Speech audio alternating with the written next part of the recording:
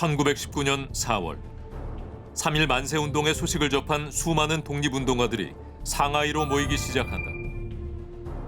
민족대표 33인이 상하이로 파견한 현순을 시작으로 문학가이자 언론인 이광수, 삼균주의 창시자 조수왕, 근대 공화주의자 대표 신익희, 민족사학자 신채호, 신한청년단을 설립한 여운형, 노블리스 오블리주를 실천한 이시영까지 총 29명의 독립운동가들이 한자리에 모인 것이다.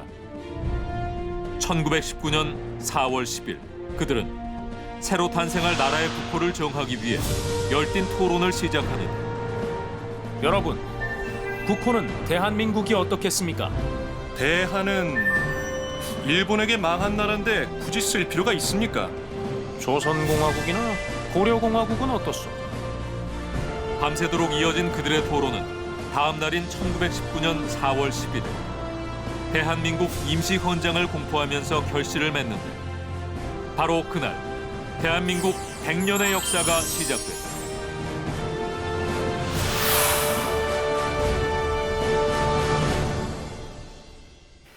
다가올 4월 11일 대한민국이요 100번째 생일을 맞이하게 됩니다. 자, 그래서 역사전을 그날에서 준비했습니다. 자, 대한민국 임시정부 100주년 기획 2부작 해피 버스데이 투 대한민국. 네. 생일 축하합니다. 단친날 이렇게 오신 거예요. 제가 오늘 특별히 넥타이까지 맸어요. 네. 다들 빈손으로 오신 거예요? 생일 잔치에? 전 대본 들고 왔습니다. 생일 축하 노래라도 한번 불러드려야 되는 거 아니에요? 그러게요. 시작. 생일 축하합니다. 생일 축하합니다. 사랑하는 대한민국 생일 축하합니다. 게다가 오늘 우리가 저런 분들과 함께 오늘 생일 잔치를 펼칩니다. 정말 쟁쟁한 분들이에요, 그죠? 저쯤 되면 초기 우리나라 독립운동사의 네. 올스타전 정도 되지 않습니까? 그렇네요. 근데 다행히 우리가 좀 그동안 공부를 해서 좀 이름들이 이제 익숙해요. 다 아는 분들? 저는 한없이 작아지네요. 네, 정말 한 분도 못 알아듣겠습니다. 네. 각자 각 한 권씩 역사책이 되는 그런 대단한 분들이잖아요. 그런 분들이 1919년 4월에 한 자리에 모였다는 거 아닙니까? 야, 진짜 정말로 명실상부하게 역사적인 그날입니다. 네. 그러네요, 정말로. 근데 이제 더 대단한 것은 단 하룻밤 사이에 국호를 정하고 또 대한민국 임시헌장까지 만들어서 발표를 했다는 거잖아요. 이거는 제가 보기에 거의 초능력이거든요. 네. 대한민국이라는 이름을 정할 때 아까 얘기 들어보니까 신한민국, 조선공화국, 또 고려공화국 이런 국호들도 함께 거론이 됐다고 하는데 흥미롭네요. 그러게요. 예, 그 대한민국이란 국호는 신서구라는 분이 제안을 하셨는데 그때 말씀 한번 제가 읽어드릴게요. 대한으로 망하였으니 빼앗긴 나라를 되찾는다는 뜻에서 대한이 옳다. 그러나 우리는 제국으로 돌아가기보다는 공화국을 이룩하고자 하니 민국이 옳겠다라고 하면서 이제 민국 공화정이라는 단어를 이렇게 엮은 거죠. 근데 뭐 저는 개인적으로 클대, 나라 한, 백성민, 나라 국, 대한민국, 빠빠빠빠. 뭐 확 와닿아요. 오늘 업되셨는데요. 굉장히 그 대한민국의 자부심이 누구보다도 넘치는. 박수치기도 좋잖아요. 대한민국. 근데 사실 뭐 조금 여담이긴 한데요. 우리 그 국호를 이렇게 보면 고려라든가 조선이라든가 또는 한, 대한할 때 한, 이게 조금 반복되는 그런 측면도 있어요. 근데 뭐 고조선이 조선, 고구려가 뭐 고려, 또 삼한이라는 게 있잖아요. 한, 대한, 100% 맞는 건 아니겠지만 그런 가설도 있을 수 있다. 이렇게 좀 말씀드릴 수 있죠. 듣고 보니까 돌고 도는 물레방아 국호네.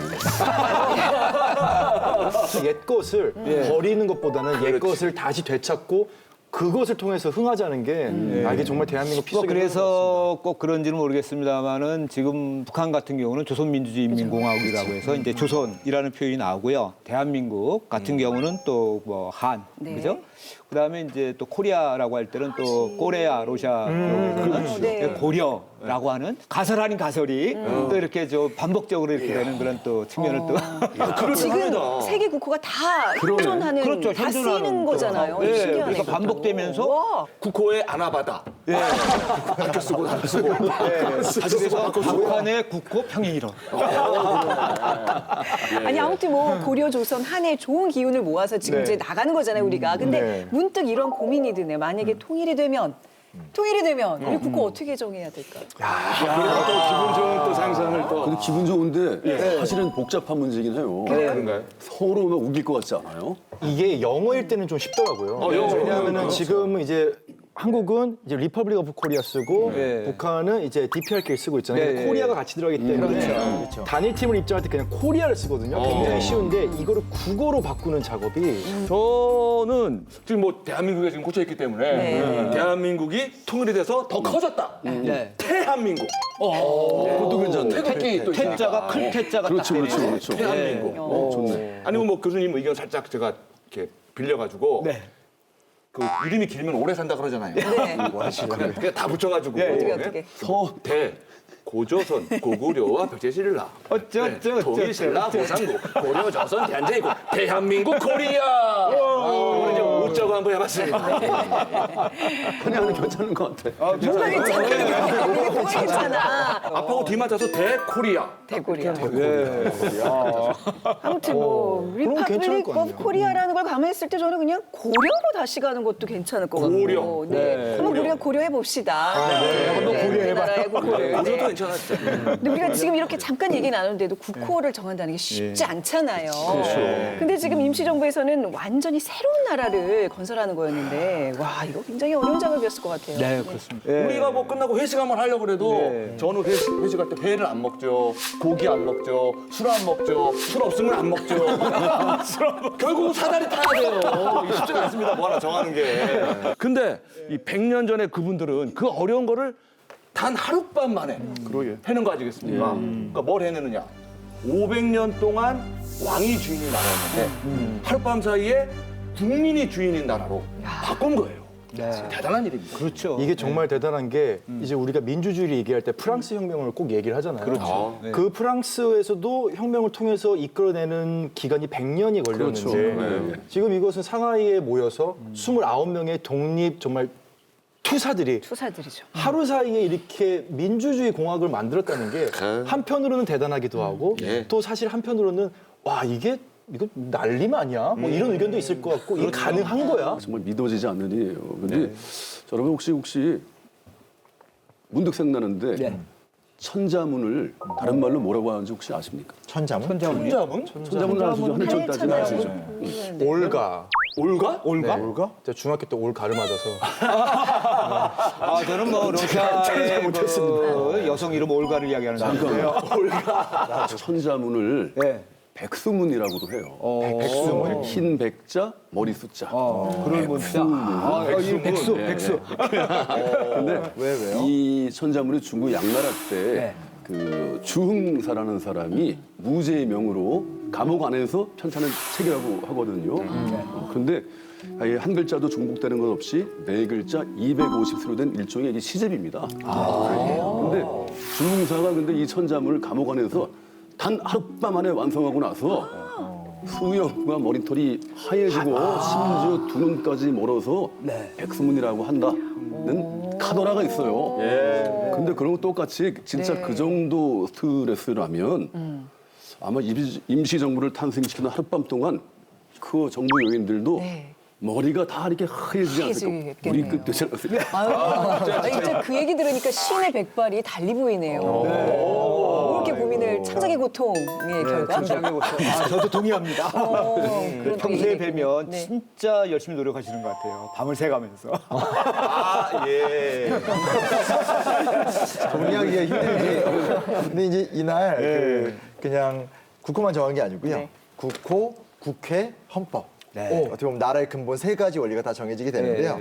그러니까 우리가 보통 의회라고 말을 많이 쓰게 되는데 이제 한국사에서 최초로 결성된 오늘날로 말하면 국회정. 그 당시 이제 대한민국 임시의정원이라는 것이 이때 만들어졌고요. 대한민국 임시헌장이라고 하는 10개 주 헌법도 이때 마련이 되게 됩니다. 그러니까 사실은 뭐 정말 나라 만들기가 하룻밤 사이 이루어진 거고 네. 물론 우리가 이제 19년 4월 10일부터 11일 하루 동안 이것이 최종적으로 결정은 됐지만 네. 그 이전에 이제 독립운동가들이 끊임없이 권력 구조랄까요? 이런 것도 임시 그 헌법에 대한 내용이랄까요? 이런 것들에 대한 수많은 또 고민들이 있었고요. 그랬겠죠. 그리고 네. 또 임시 헌법 나름대로의 강요에 대한 그러한 어떤 기본적인 또 틀을 가져왔기 때문에 본격적인 논의도 했다. 이렇게 또 말씀드릴 수 있을 것 같습니다. 뭐 말은 하루지만 오랜 고민의 그렇죠. 결과다. 그렇습니다. 네. 있을 거예요. 네. 근데 이제 정부라는 게 뭐 국가를 대표하는 기관인데 이게 왜 상하이에서 이루어졌는지 이게 궁금하네요. 그렇죠. 지금도 뭐 상하이에 임시정부 청사 건물이 남아 있잖아요. 네. 저도 갔다 온 적이 있고. 저도 가봤어요. 네. 저도. 네. 그렇죠. 사실 많이 가보셔서 저는 또 한 번 한없이 작아지네요. 못 가봤습니다. 그날에서 보내주시겠죠. 아니 또 어떻게 작아져도 내 어깨보다 높네. 아니 근데 이렇게 갑자기 힘주시는 거 보면 제가 대한민국 임시정부 청사에서 대한민국 만세를 부르고 온 사람이에요. 정말요? 안에 들어가서 대한민국 여러 사람들하고 어린이들하고 뭉쳐가지고 대한민국 만세 부르고 2년 전에 가서 미리 100주년 축하드립니다. 미리 축하 메시지도 제가 남겼어요. 그랬어요? 그래요? 그리고 온 사람입니다. 근데 너무 뿌듯하기도 했지만 한편으로는 그 어린이들이 그러는 거예요. 아, 너무 작아요. 맞아. 초라해요. 막 이렇게 얘기를 하니까 조금 마음이 안타깝기도 했어요. 사실. 맞아요. 근데 그런 설명 안 하셨어요? 어떤? 그 상하이의 임시정부가 만들어졌을 때 지금 현재 저희가 관광객들이나 사람들이 탐방하는 임시정부 청사 있잖아요. 네. 그건 1926년부터 32년까지의 청사예요. 어. 그러니까 임시정부가 조금 그 여러 가지 활동이 조금 미약했던 시절에 뭐 초창기 임시정부 청사 상하이라든가 이런 쪽 상당히 큰 건물이었죠. 그래요? 그런 거 설명 안 하셨어요? 그냥 왔네. 지금 알았어요. 어깨가 작아지신 것 같아요. 더 작아졌어요? 근데 거기 이제 가보셔서 느끼셨겠지만 돌아다니다 보면 그 주변이 약간 건물들이 좀 특이하지 않나요? 좀 유럽풍에? 맞아, 엄청 예쁘고 중국이 아니고 유럽 한복판에 와 있는 그런 느낌이에요. 네, 그렇죠. 유럽식 건축물들이 같이 있다는 것 자체가 단서가 될 수 있는데 프랑스 조개 지역. 네, 그러니까 이제 치해복권 지역인 거죠. 그럼 그 안에서는 이제 프랑스의 보호를 받을 수 있는 곳인 거예요. 그렇죠. 그렇죠. 거기는 이제 상하이 임시정부가 있었던 곳은 상하이가 이제 여러 나라들의 그 조계지가 있었잖아요. 특히 이제 그 프랑스만이 네.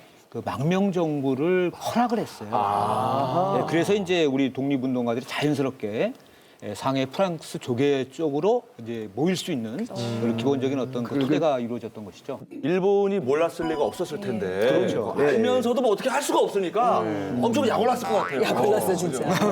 상하이라고 우리가 처음 딱 들으면은 제일 먼저 떠오르는 이미지가 네. 여러 가지가 있죠. 트위스트.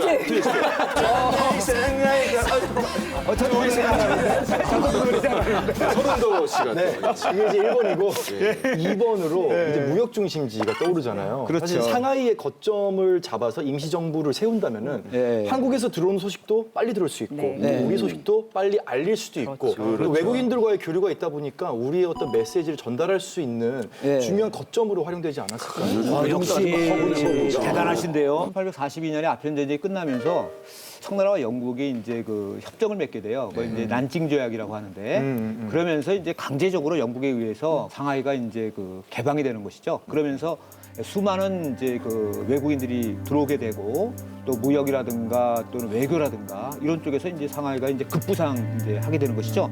따라서 이제 3.1운동 후에 많은 우리 독립운동가들이 바로 상하이에 와서 또 망명정부가 허락되는 곳이니까 이곳에 독립임시사무소를 이제 설치를 해서 3.1운동 후에 뭔가 정부를 조직해서 여기서 뭔가를 좀 이루어보겠다는 그러한 것들이 이제 그 굉장히 활성화되고 그런 상황이 벌어지게 됩니다. 잠깐만요. 독립임시사무소라는 말은 처음 듣는 명칭인데. 저도 처음 들어봐요. 임시정부 이런 건 들어봤는데 맞아요. 현순이라는 인물이 이제 국내에서 이 상하이로 이제 파견이 되게 되는데요.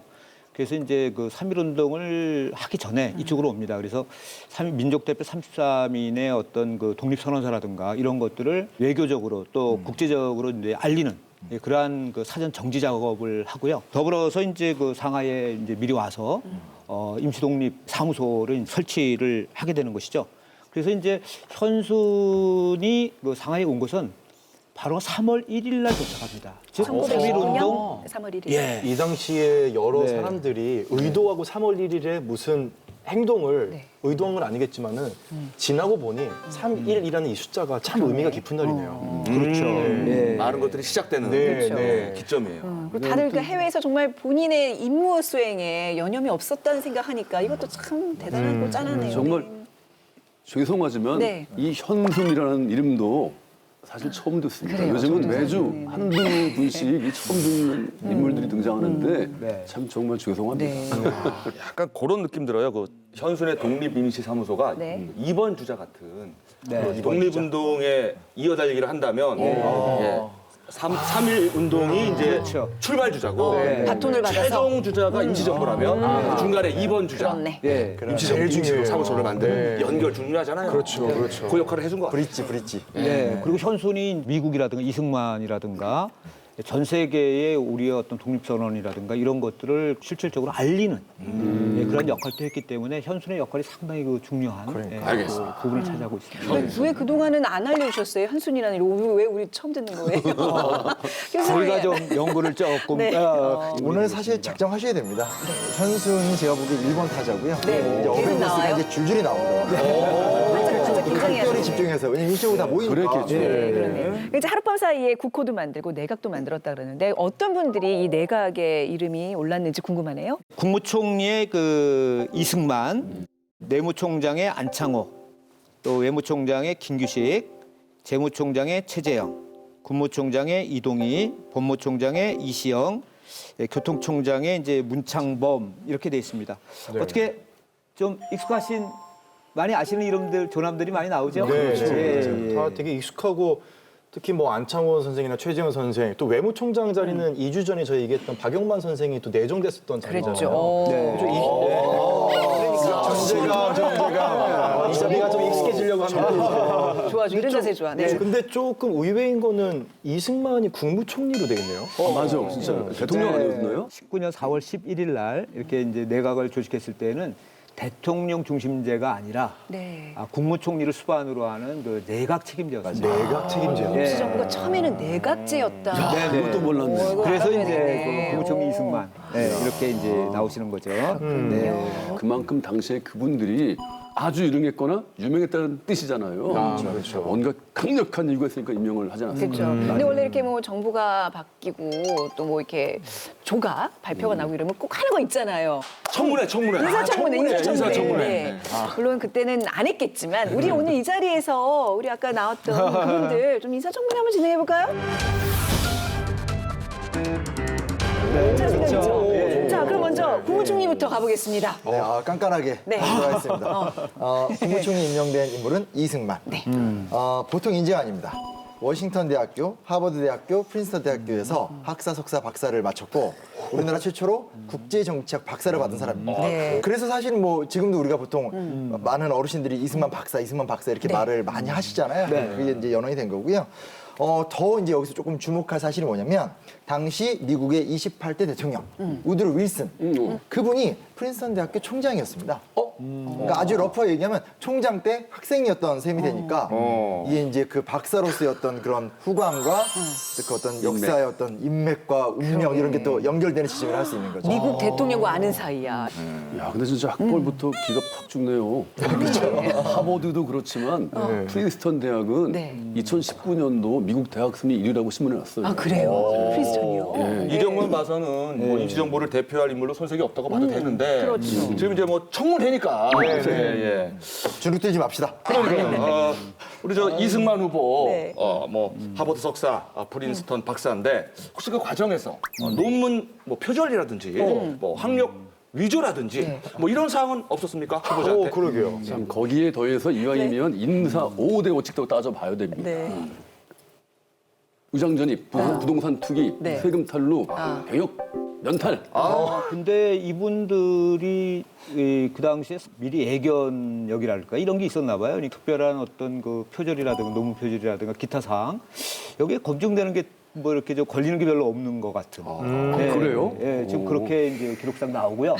예, 그런데 이제 이승만 같은 경우는 걸리는 문제가 하나.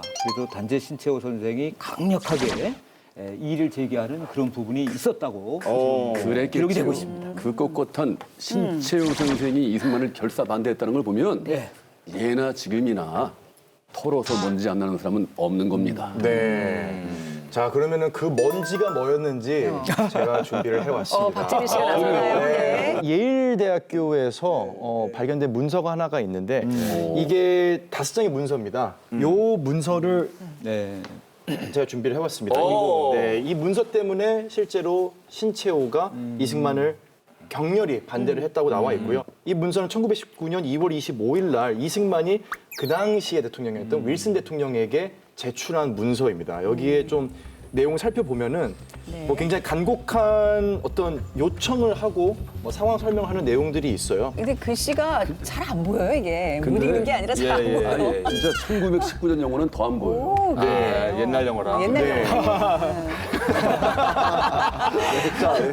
뭐라고 적혀 네, 있나요? 이 부분이 좀 중요한데요. 이제 이 부분 때문에 신채호 선생이 이승만 선생을 굉장히 격렬히 반대를 했었는데 Peace Conference will take such action as will free Korea from the present domination of Japan and place Korea under the mandatory of the League of Nations with the guarantee of complete independence in the future.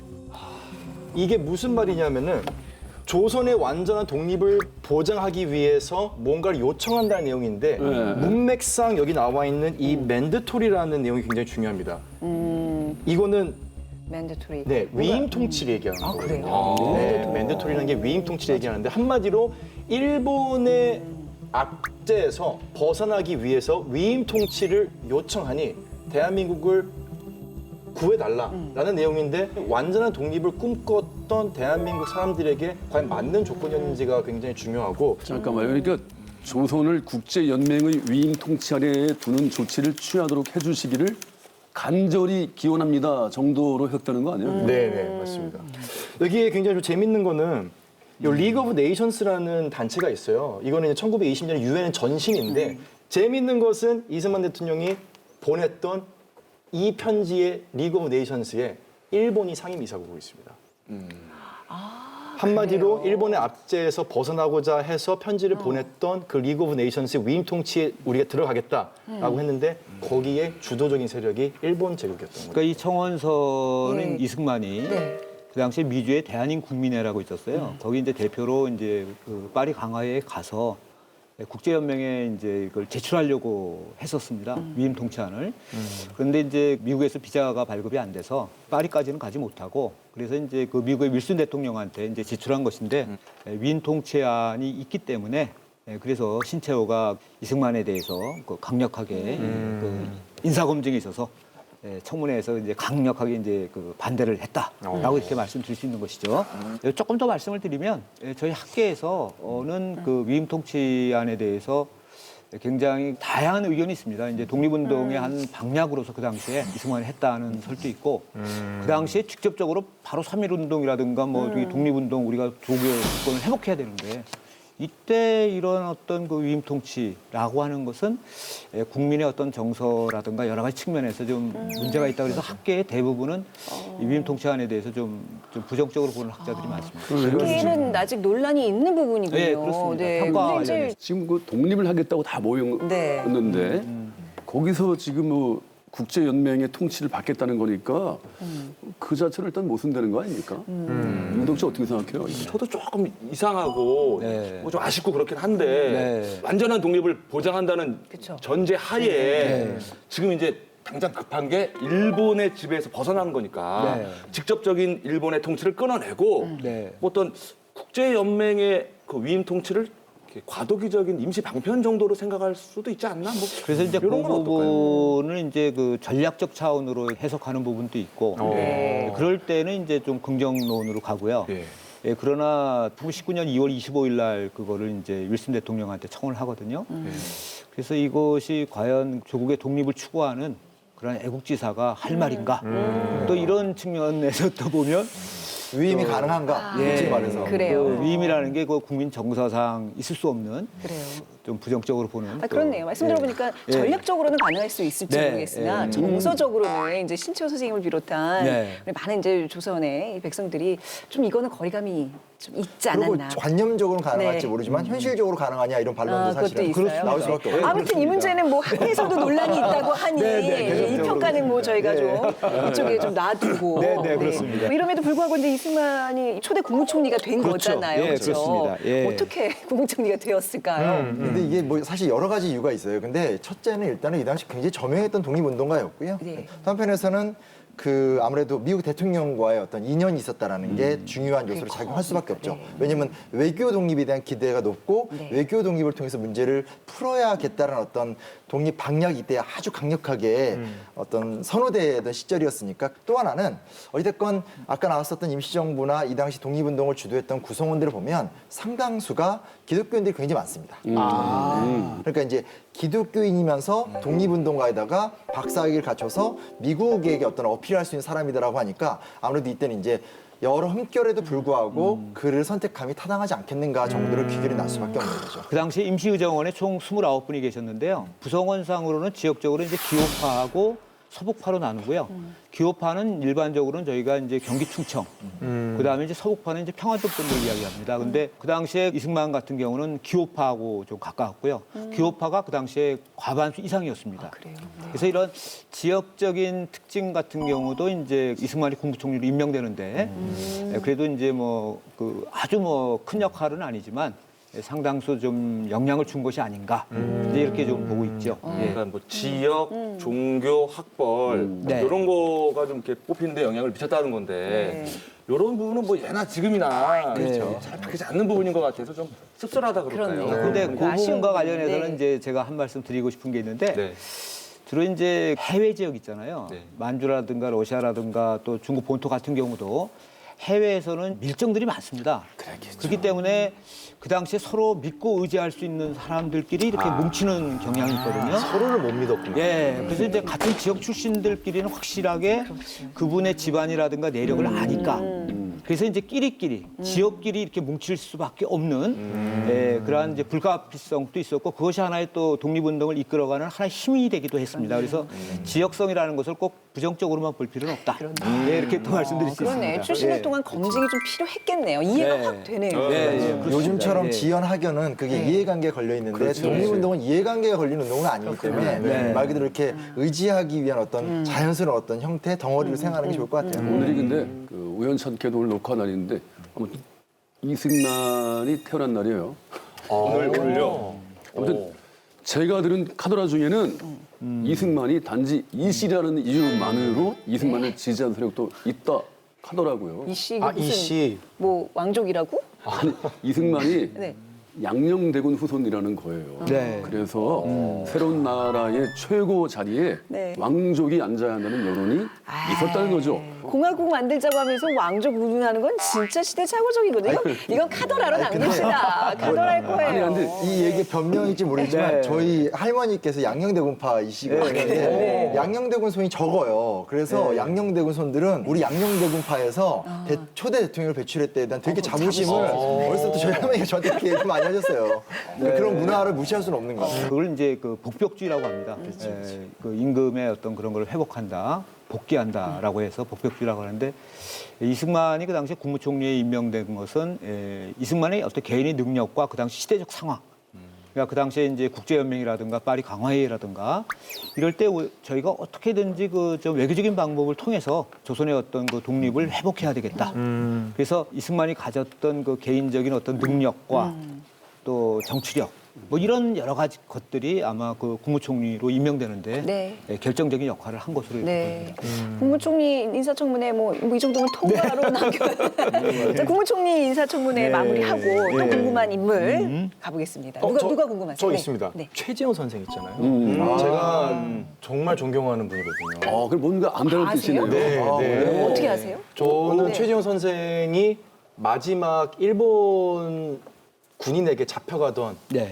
그 집이 있거든요. 그 장소에 직접 가봤고요. 실제로 네. 최지영 선생의 손녀딸도 직접 만나서 네, 이렇게 인연을 맺고 온 분이라 최재형 선생에 대한 이야기를 굉장히 많이 들었었어요. 아니 유독 우리 박헌 교수님이 이 최재형 선생에 대해서는 이 학계 일가견이 있으신 분이거든요. 그렇죠? 어떻게? 굉장히 얘기를 많이 하셔서. 뭐 예. 최재형 선생을 최초로 역사 속에서 발굴하고 최초로. 그리고 최초 또 발굴. 제가 논문 쓰고 네. 또 책을 쓰고 이야. 그다음에 최재형 기념관을 제가 네. 전시를 전체적으로 좀 자료도 제공하고 감수도 네. 하고 그래서 최재형을 역사에 이렇게 등장시키는 인물이라고 왜냐하면은 그때 이 손녀딸께서 네. 묻혀져 있었는데 한국에서 발굴이 돼서 최근에야 이렇게 맞아요. 보러 오신다 그 집을. 근데 그분이셨구나. 네, 그분이세요. 와, 터질이 지금 맞았더라고요. 저 손녀딸이 얘기하시는 분이 누군가 했어요. 교수님 아무리 그래도 이게 뭡니까? 이렇게 할까요? 이렇게. 자랑하실만 하죠. 아니 자랑도 한자쯤 되면 이렇게 안 우리 이 자리가 역사의 많은 어떤 사실들을 발굴해내신 교수님들이 앉는 자리예요. 요즘 지금 보니까 거의 매주 이런 정말 깨알 자랑이 등장합니다. 역사전을 그날 권위가 올라오고 클래스가 이 정도입니다. 네, 아니, 전용석이에요. 그만큼 최재형은 저 중요한 인물입니다. 그러니까 오늘 네. 약간 이제 미리 보기 예고편으로 네. 교수님 10초 동안 좀 최재형 네, 어떤 10초 인물인지. 네, 10초. 네. 최재형은요 시베리아 항일운동의 대부고요. 단적으로는 안중근 의사의 안중근 의거를 실질적으로 후원한 그런 세력이고 러시아 지역의 의병 조직의 가장 대표적인 그 동회를 만들었고 또 민족 언론인 그 대동 본부의 사장. 1910년대 항일 독립운동의 가장 중요한 단체인 권오페의 총재 그리고 대한민국 임시정부 재무총장 네, 네. 그 정도로 러시아 지역의 우리 한인 동포들한테 큰 역할을 했고 이런 분이에요. 특별히는 네. 전 재산을 독립운동에 그 투자하고 기증한 귀한 그 노블리스 오블리제의 산증이 바로 최재형이 되겠습니다. 아, 10초가 부족하네요. 진짜. 제가 무리한 부탁이었어요. 네. 거기 갔을 때 그 동네의 모든 한인들의 집에 빼치카라고 해가지고 네. 벽난로, 그러니까 그렇죠. 우리 한인들을 따뜻하게 대표주는 벽난로라고 해가지고 최재형 선생의 초상화가 다 있었대요. 집에. 그리고 최재형의 애칭이 빼치카입니다. 난로잖아요. 난로처럼 모든 사람들에게 따뜻함을 베풀었던 그런 인물 빼치카 최재형. 일단 막강한 불을 뭐 개인 혼자를 위해서 쓴 게 아니라 독립운동 자금으로 내놨다는 사실 자체가 이 재무총장으로 자격이 충분하네요. 네. 예. 그러면은 이제 이번에는 제가 궁금한 분이 네. 교통총장 문창범 네. 선생님 이분이 제가 궁금합니다. 이것도 궁금해. 뭐요? 교통총장은 뭐 하는 자리일까? 전 정말 궁금합니다. 상해 임시정부 같은 경우는 이제 국내라든가 만주라든가 러시아라든가 또는 미주 이렇게 전체적인 연계망이 있지 않습니까? 네네. 그래서 그 교통이라는 것은 단순하게 우리 철도라든가 버스라든가 이런 그런 게 아니라, 것이 아니라 소통. 국내 독립운동 단체들 상호 간에 지금 말씀하신 것처럼 소통, 네, 소통과 연계. 정말 중요한 이 자리네요. 중에서 가장 중요한 자리라고 볼 수가 있겠죠. 그리고 자금도 다 거기서 이제 왔다 갔다 하네요. 그래요? 중요한 역할인 거죠. 단점 좀 얘기하면 이동희 선생과 더불어서 연해주 지역이 아주 뭐 독립운동의 상징과 같은 분인데 상하이에서 임시정부가 막 논의되고 있는 상황에서 러시아 연해주 지역에서도 유사한 어떤 그 임시정부, 그러니까 정부 기구를 만들려고 하는 움직임이 생기게 됩니다. 그래서 이제 만들어지게 된 단체가 대한국민의회라는 단체인데 대한국민의회 의장으로 선출이 되신 분입니다. 너무너무나 영향력이 대단을 하셨기 때문에 네. 이 지역에서 그냥 대통령. 제가 뭐 또 잘난 척을 하나 더 하면 마음껏 문창범도 제가 이제 최초로 발굴을 해서 진짜 또 교수님? 논문을 썼는데 네. 네, 문창범은 최재형보다 한 세대 아래. 아래 그러니까 1919년 당시에는 최재형은 60세거든요. 이분은 이제 40대 중반. 그래서 새로운 신세대의 리더로서 이제 러시아 지역 항일 독립운동을 최재형에 이어서 이끌었던 대표적인 인물이다. 이렇게 이제 말씀 요약 정리할 수 있겠습니다. 아 그렇군요. 이거는 사실 보니까 오늘의 위인이셔.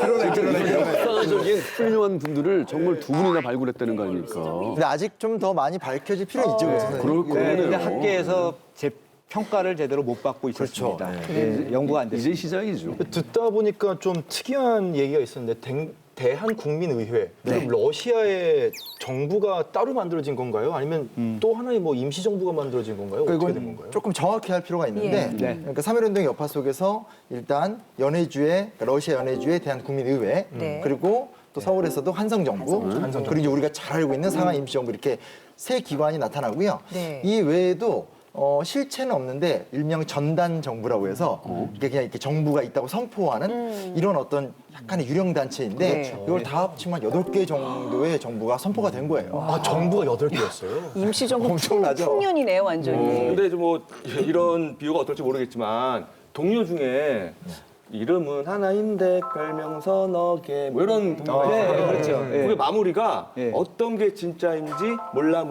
이러면서 끝나거든요. 근데 지금 이게 국가가 하나인데 예. 정부가 8개나 생긴 상황이잖아요. 그러니까 헷갈린다. 국민들 입장에서는 진짜 조금 혼란스럽지 않았을까? 맞아요. 그렇죠.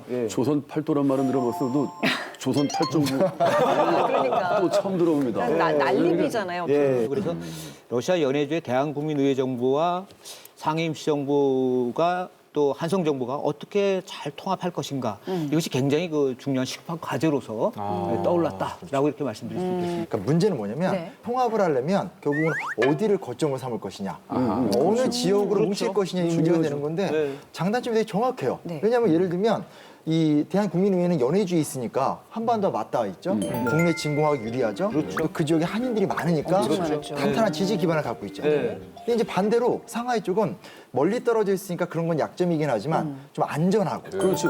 일본군이 딱 조개죠. 접근하기 불편하고 그리고 또 하나는 아까도 이제 말씀해 주셨지만 여기가 또 국제 외교 활동을 하기 아주 또 유리한 지점이니까 장단점이 되게 정확한 거예요. 상이냐, 연해주냐.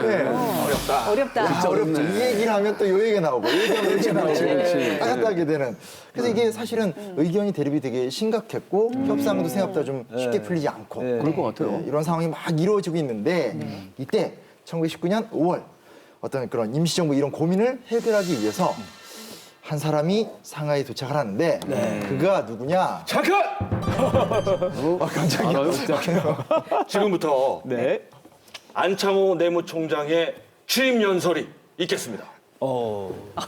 안가 장호입니다. 잠깐.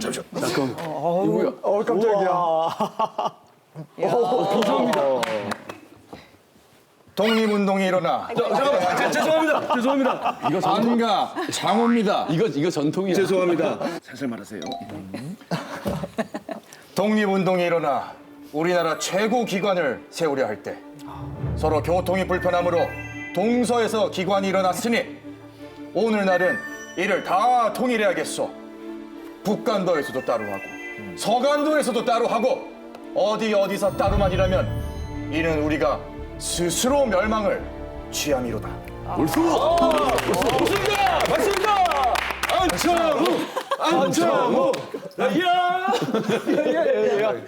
근데 이 카리스마가 쉽지 않창호 선생님이 이러셨을 것 같아요. 네, 안창호 같아요. 지금 딱 이 얘기만 들어도 당장 통합될 것 같은. 네. 드디어 안창호 선생이 등장했습니다. 취임과 동시에 러시아 지역의 대한국민의회에 통합을 제안합니다. 여기 이제 기다렸다는 듯이 대한국민의회는 원세훈을 대표로 해서 이제 대표단이 상하이로 파견이 되게 되는 거죠. 그러니까 본격적인 실무 협상에 들어갔다고 볼 수 있겠고요. 이제 여기서 중요한 게 뭐냐? 안창호 선생님께서 협상 카드로 한성정부 카드를 딱 내놓게 됩니다. 상해도 아니고 연해주도 아닌 한성정부요? 그래서 그냥 좀 과격하게 얘기하면 연해주 해산하고 네. 그리고 상하이 해산하고 네. 새롭게 한성정부를 기반으로 해서 새로운 어떤 시작을 해보자라고 하는 제3의 대안을 제시한 거죠. 네. 거의 뭐 한성정부 지금 갑툭튀 아닙니까? 생각 못했던 그럼 갑자기 한성정부가 왜 제안인데? 튀어나와요? 자, 뒤에 표를 보십시오. 네. 네, 보시면 이 표가 이제 한성정부의 내각표입니다. 근데 지금 보시면 한성정부의 내각의 어떤 구성원들이 상당 부분이 상하이 임시정부의 내각과 이제 일치하는. 그러니까 말 그대로 이 한성정부의 내각을 기반으로 해서 상하이 임시정부하고 러시아의 대한국민의회를 통합하면 이 문제를 해결할 수 있는 어떤 방법이 보인다는 거죠. 많이 겹치네요, 진짜. 아니, 그래도 저쯤 되면 무슨 그 발가락이 닮았다 정도로 억지스럽지 않아요? 한성 정부가 네. 단순히 임시정부의 내각과 닮았다는 이유만으로 대한국민의회를 설득하기는 좀 어렵지 않았을까 싶은데. 근데 이제 저기 표에서 보시는 것처럼요. 그 러시아 쪽의 대표적인 독립운동가 이동일을 이제 국무총리 총재로 이렇게 그 영입을 하고 있고 또 교통부 총장으로 이제 문창범이라고 하는 러시아 지역의 대통령이라고 부를 수 있는 그런 강력한 지도자를 이제 그 영입을 하고 있거든요. 그래서 저런 걸 통해서 뭔가 안창호가 그 러시아 지역의 그 대한국민의회 정부의 사람들을 해유하려고 하는 그러한 측면도 조금 있었는데요. 한성 임시정부 같은 경우는 13도의 그 대표들이 모여서 또 회의를 했고 또 국민대표회의 비슷하게 국민대회를 엽니다. 어떤 일정한 절차를 거친 거죠, 그죠? 그래서 이제 그 한성 임시정부를 더 내세웠던 것 아니 같습니다. 뭐 신의 한 수인데요. 지금 얘기를 들어보니 사실 한성이라는 곳은 3.1 운동이 시작된 곳이고 그렇죠. 그러니까 상해도 연해주도 한성의 명분을 반대를 못하는 거예요. 이건 이 제안을 거절을 못하는. 결정적 일제 탄압 때문에 네. 활동은 좀 미약했을 수 있겠으나 네. 정통성 면에서는 그러니까. 뭐 타의 추종을 불허하는 정도잖아요. 이걸 어떻게 반대하냐고. 근데 이걸 처음으로 다시 돌아가면은 사실 가장 먼저 이 논의가 시작된 것은 정부를 상하이에 둘 것이냐, 그렇죠. 러시아에 둘 것이냐, 네. 요 이야기였던 것 같은데 이 문제는 그럼 어떻게 해결이 된 건가요? 뭐 안창호로 대표되는 이제 그 상해 임시정부 쪽에서는 정부는 상해에 두겠다. 왜냐하면 여러 가지 이제 프랑스 쪽에 그 여러 가지 외교라든가 또는 망명 정부를 허용하는 부분이 있기 때문에 그런데 이제 그 당시에 대한국민의회가 강력하게 그 좀 반대를 하거든요. 그러니까 의회는 러시아 블라디보스톡에 둘 수도 있다. 그러나 지금 현재 그 1918년부터 22년까지는 러시아는 그 만약 혁명 내전 기간이거든요. 그러니까 이러한 어떤 여러 가지 상황으로 볼 때 일단은 상해 쪽으로 이렇게 하면서 의회도 네. 대한국민의회 러시아 쪽의 사람들을 많이 이렇게 참여할 수 있도록 뭐 이런 쪽으로 이렇게 그래서 그러다 보니까 이제 그 대한국민의회 쪽에서도 도선 안창호의 이야기가 상당히 수긍이 가거든요. 네. 그래서 1919년 8월 30일경에 러시아 지역의 대한국민의회를 해산하고 이 급속도로 이렇게 서로 간에 그 상해 임시정부 쪽으로 대한국민의회가 이제 그 합쳐지는 그러한 어떤 급물살을 이제 또 타게 됩니다. 저 안창호 선생님 참 대단한 협상가네요. 깔끔하게 정리가 됐어요. 그렇죠. 정통성을 강조를 해서 두 정부를 통합을 하고 그렇죠. 또 정부의 위치는 상하이로 옮길 수 있게 만들고 네. 해결이 딱 됐네요. 그렇죠. 기름과 물이 섞이지 않을 때 네. 유화제 한 방울 딱 떨어뜨리면 그게 바로 안창호 선생님이잖아요. 딱 그 역할을 하신 것 같아요. 이걸 두고 이다 아니라 그래요. 이래서 다들 안창호 하는구나. 대단하신 분을. 되게 매력적인 캐릭터 같아요. 안창호 선생님은 진짜 요즘에 봐도 되게 배울 게 많은 느낌? 귀감이 되시는 진짜. 많은 정치인들이 제일 존경하는 인물로 안창호 선생님을 이렇게 꼽는데 그런 꼽기만 이유가 하고 있는데. 대한국민의회 이분들도 시원시원하네요. 딱 이제 딱. 네, 그 결단도 보통이 아니죠. 대의. 지금 화면을 보시면요, 이제 통합 임시정부의 이제 내각입니다. 이제 조금 바뀌었죠, 그렇죠? 그래서 집정관 총재였던 이승만이 이제 대통령이 됐고요. 그리고 이 대한국민의회의 원래 이제 대표격이었던 이동희가 국무총리 자리에 딱 취임을 하게 됩니다. 그러니까 이제 요 대통령과 국무총리직을 보게 되면 상하이 임시정부하고 연해주에 있었던 대한국민의회가 어떻게 이제 합쳐졌는가에 대해서 상징적으로 드러나는 어떤 내각의 구성 명단을 볼 수 있는 거죠. 이 있습니다. 또 안창호. 아내가 창호입니다. 갑자기 어디 아까 내가 내무총장이었던 것 같은데 지금 노동국 이 총장도 아니고 총판이 돼 있어. 어감이 어떻게 된 일이에요? 사실 그 많은 분들이요 통합 임시정부에서 가장 큰 역할을 하신 분이 맞아요. 안창호지 않습니까? 그래서 안창호 선생님이 혹시 대통령이 되는 것이 아닐까? 네, 네. 예, 그러면서 사실은 안창호 선생님을 그 좀 야심가로 이렇게 생각하는 사람들조차도 있었습니다. 그런데 그 도산 안창호 같은 경우는 독립운동에 있어서 지위라든가 이런 거, 명예 이런 게 중요하지 않다. 독립운동에 헌신하고 노력하는 게 중요하지 않느냐. 그래서 노동국 총장이라든가 이런 게 아니고 나는 노동국 총판을 스스로 하겠다. 그래서 바로 공복으로서 조국의 독립을 위해서 통합정부의 머슴이 되겠다. 라는 그러한 어떤 그 자세를 보이셨어요. 아, 독립운동가의 품격이 느껴지지 않습니까? 오늘 근데 이 임시정부 생일 잔치의 주비는 네. 안창호 선생이거든요. 이게 진짜 그래서 사람들한테 가서 이렇게 강연 같은 거 하면 도산 안창호 알죠? 하면 다 네 알아요 하는데 반대로 그럼 뭐 하셨어요? 이러면 그러니까 저도 사실 되게 당황해요. 왜냐면 호밖에 없고 네. 그 유명한 뭐 주석, 대통령 같은 유명한 지위가 없으니까 사람들이 유명한 한데 뭐 하셨지? 근데 오늘 이렇게 딱 들어보면 그 이유가 있는 거죠. 그렇죠. 정말 중요한 독립운동 본인이 다 해놓고도 자리를 취하지 않는. 그래서 그냥 도산 안창호로만 기억되는 멋지지 않아요? 참 멋진 독립운동가시죠. 진짜 우리 100년 전 독립운동가들의 피땀 눈물이 어린 그 이야기들 좀 들어보셨는데 자 이렇게 어렵게 지켜낸 대한민국 임시정부 어떤 의미가 있다고 보세요? 임시헌장 제3조를 보면 대한민국의 인민은 남녀, 귀천 및 빈부의 계급이 없고 모두 평등임이라고 이제 그 명시하고 있어요. 아까 제가 잘난 척을 했던 그 최재형의 혹시 신분이 뭔지 아세요? 자본가라면서요. 아까 사업가라고 네, 자본가고 사업가죠. 최부자 같이 좀. 그런데 사실 최정의 아버지는 한경도의 노비였고요. 어머니는 그 기생이었어요. 뭐야? 네, 완전 천민이에요? 사실은 가장 천민이죠. 천출 중에 천출이죠. 진짜. 네. 그런데 1919년 4월 11일 날 임시정부의 초대 재무총장으로 최정이 임명되지 않습니까?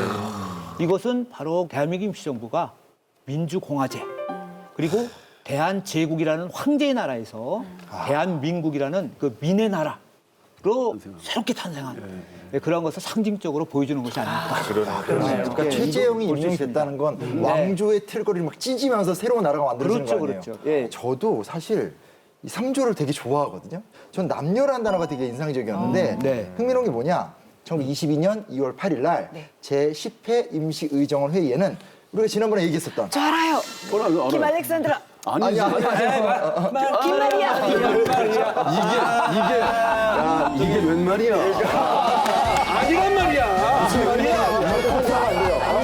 나보다 재밌어 거야. 역사를 위해서 그러니까. 명계급. 잘 됐단 말이야. 근데 임시의정원 회의에서 이제 김 알렉산드라가 아니라 김마리아 의원이 황해도 대의원으로 선출이 됐고요.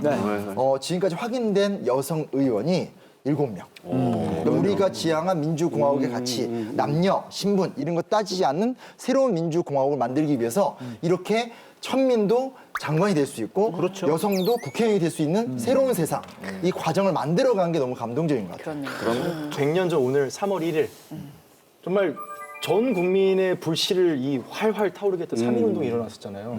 이 국민들이 저 멀리서 우리의 독립을 이끌어줄 사람들이 나타났다라고 했을 때 얼마나 반가웠을지, 정말 얼마나 뜨거운 눈물을 흘렸을지 상상이 안 돼요. 임시정부가 참 어렵게 그 통합이 됐잖아요. 통합 이후에 어려운 일들도 또 많이 또 있게 되는 것 같습니다. 그래서 러시아에서 온 문창범 같은 경우는 다시 러시아로 돌아가는 그런 사태가 벌어지고 또 대통령으로 임명됐던 이승만 같은 경우도 오는 것도 좀 늦어지고 그런 가운데서 국제적인 어떤 정세도 상당히 변화하면서 통합임시정부의 또 행보가 여러 가지 또 그런 측면이 있습니다. 그래요? 지금 굉장히 꿈에 부풀어 있거든요. 예, 장밋빛 미래를 기대했는데. 통합이라는 개혁을 이루었는데 그 이유는 좀 뭔가 이렇게 침체되고 분열되고 이런 걸 지금 예견을 그러면서 또 고난과 역사 속에 또 새로운 또 뭐가 아무튼 불길한 얘기하면 틀린 적이 없다는 게 이게 다 문제예요. 자, 통합된 대한민국 임시정부의 그 이후 이야기는 제가 다음 주에 계속 궁금하잖아요. 우리 2부예요. 자, 대한민국 임시정부 100주년 기획 2부 더 많은 기대 바라겠습니다. 자, 오늘도 역사전을 그날 함께해 주신 여러분 고맙습니다. 고맙습니다. 고맙습니다.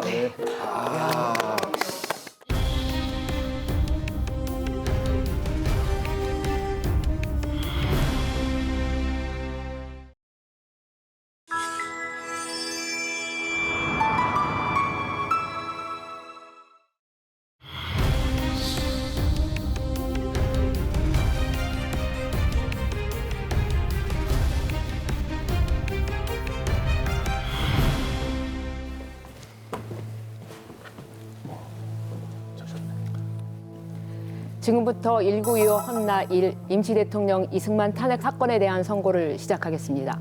본 재판은 국민으로부터 부여받은 권한과 대한민국 임시헌법 제21조에 명시된 법치 질서에 따라 이 사건을 공정하고 신속하게 해결하기 위해 온 힘을 다했습니다. 지금부터 탄핵 사유에 대해 살펴보겠습니다. 첫째, 임시대통령이 장기간 상하이에 부재하여 국정 운영에 큰 차질을 빚었습니다. 그러나 미주 지역에서의 노력은 인정하는 바입니다. 둘째, 임시의정원과 상의 없이 구미위원부를 설치하고 재정을 임의로 사용해 임시정부의 재정 운영을 방해하였습니다. 그러나 그가 외교를 위해 사용한 것이라 밝히고 있는 바 뚜렷한 성과가 없긴 했지만 그렇다고 그것이 무의미하다고 볼 수는 없습니다. 그런데 국정을 방해하고 국가의 헌법을 부인하는 자를 국가 원수 자리에 두고 대업을 진행하는 것은 어렵다고 판단됩니다. 이에 심판위원회 전원의 일치된 의견으로 주문을 선고합니다.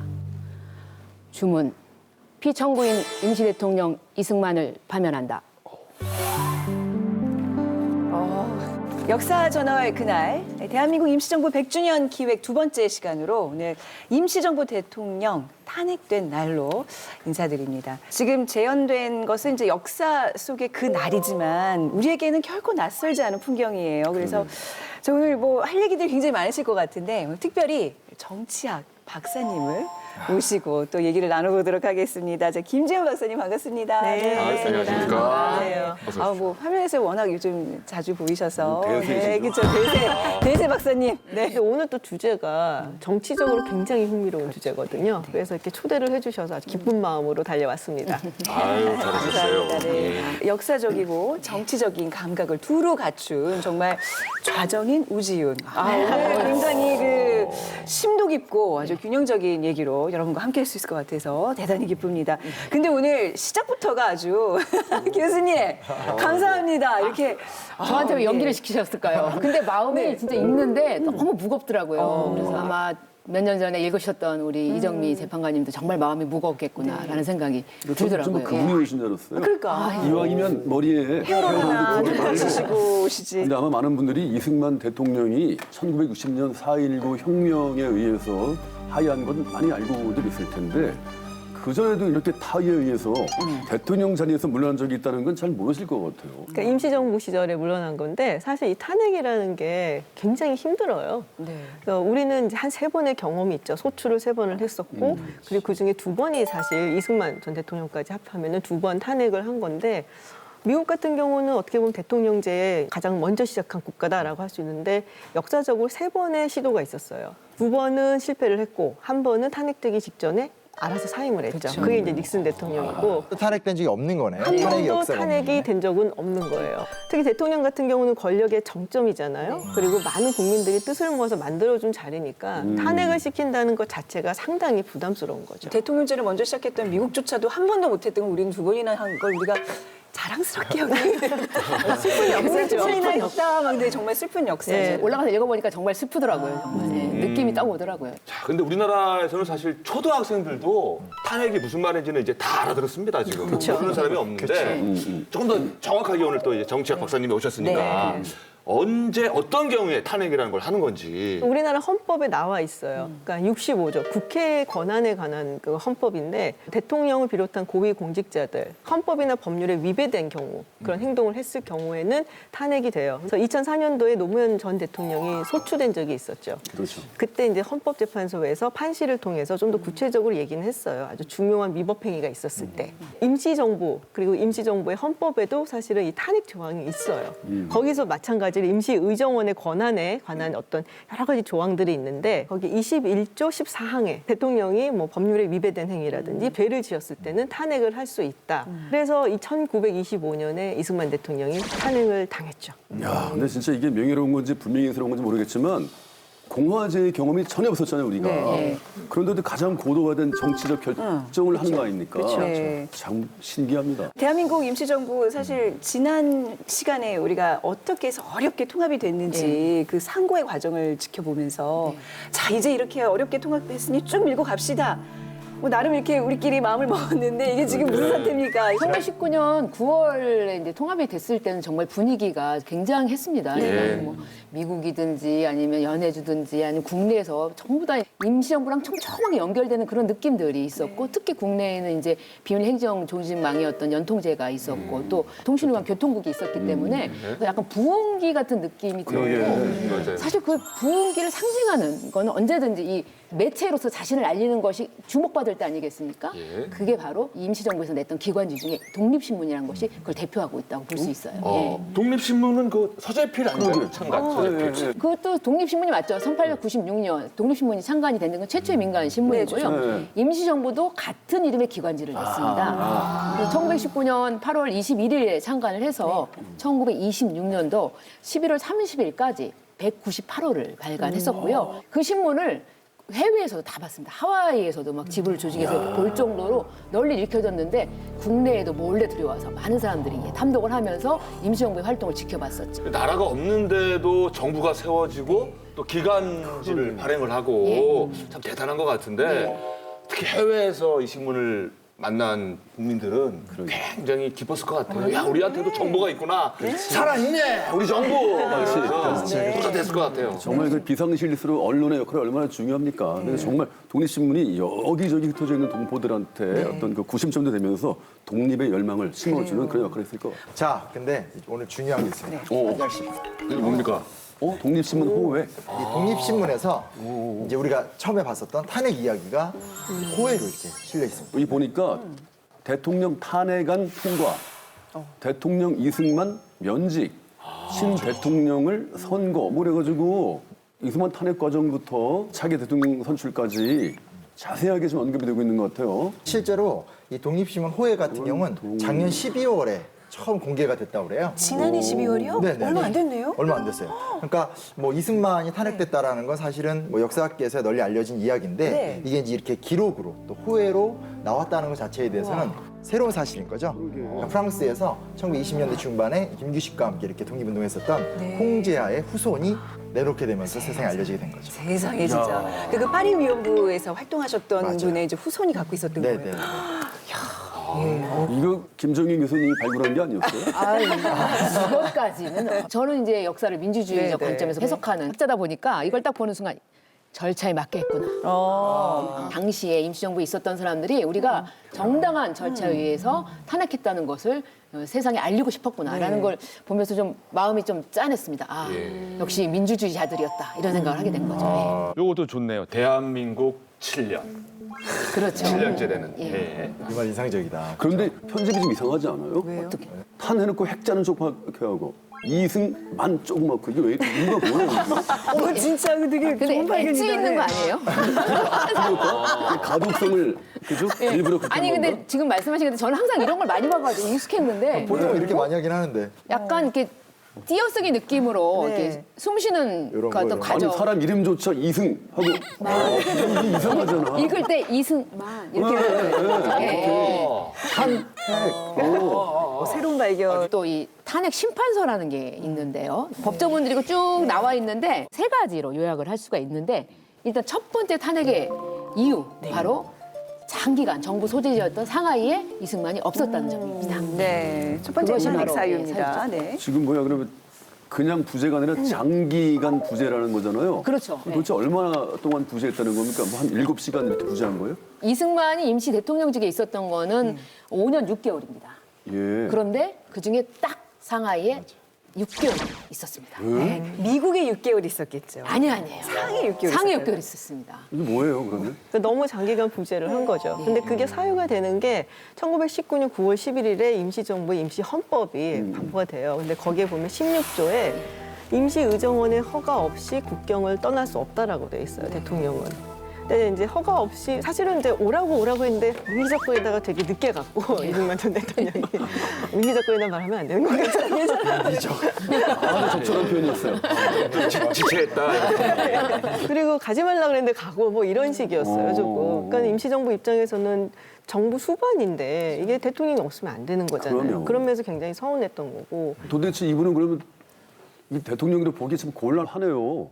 5년 6개월 동안 5년 동안 부재한 거면 이거 도대체 어떻게 해석을 해야 돼요? 이승만 대통령은 상하이에 올 의지는 분명히 없었던 것 같아요. 당시 정보 한 통이 좀 확실하게 증거가 될 수 있는데 상하이 일은 국무총리가 좀 알아서 해라. 예.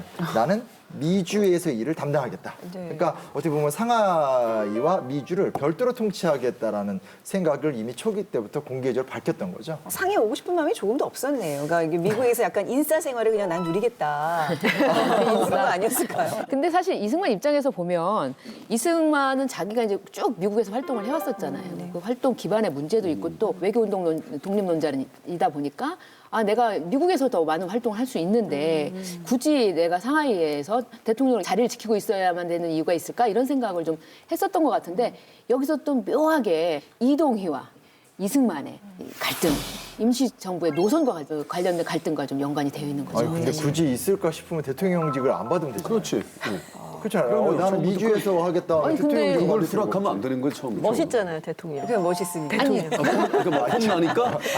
폼 나니까 대통령 받고 그러는 거예요? 아니 갑자기들 지금 그렇게 말씀하시는데 사실은 이 임시정부의 대통령이 해야 되는 가장 큰 일 중에 하나가 아마 이 외교였기 때문에 이승만은 분명히 그런 생각을 하고 있었을 거예요. 그러니까 외교 활동을 할 수 있는 곳은 상하이가 아니라고 생각을 했을 가능성이 큽니다. 예. 그건 자기 생각이죠. 외교만 중요하다고 생각하는 건 그야말로 이승만의 노선이고 다른 노선들도 분명히 존재했고 그렇다면 사실 지금 와가지고 빨리 합의를 보든지 어떻게 해야지 뭐 미국에 나가가지고 그리고 미국은 미국만 있지만 상하이에는 국제외교 중심지잖아요. 프랑스도 있고 영국도 있는데 외교 활동하기에는 상하이가 더 유리한 거 아닙니까? 근데 저는 사실 좀 다르게 생각하는 게 그게 이제 1차 세계대전 끝나고 직후잖아요. 그러니까 그때 떠오르는 국가는 사실은 미국이었어요. 그리고 그 뒤에 숨어있는 어떤 제국주의적 사조라든지 이제는 미국이 패권을 잡는 시대가 왔다라는 거를 사실은 이승만 박사가 잘 캐치는 했어요. 그런 면에서는 촉은 정말 좋은데 그렇다고 해서 거기서 우리가 할 수 있는 일이 뭐가 현실적으로 있었을까를 생각한다면은 조금은 인싸가 되기는 힘든 그런 상황이죠, 사실. 그러니까 지금 대통령이 이 시점에서도 어디 있느냐 가지고 이렇게 논란이 있는데 당시에는 오죽했겠습니까? 그게 이제 많은 또 노선으로 나눠져 있었는데 대한민국 임시정부에서 끊이지 않았던 그 노선 문제 어떤 거였는지 영상으로 먼저 만나보시죠. 이거 뭐야? 진짜요? 대한민국 원년의 임시정부에선 어떤 일이 있었을까요? 저 윤석인데? 오늘 이렇게 찍어놨었어요. 진짜요? 필요 없어.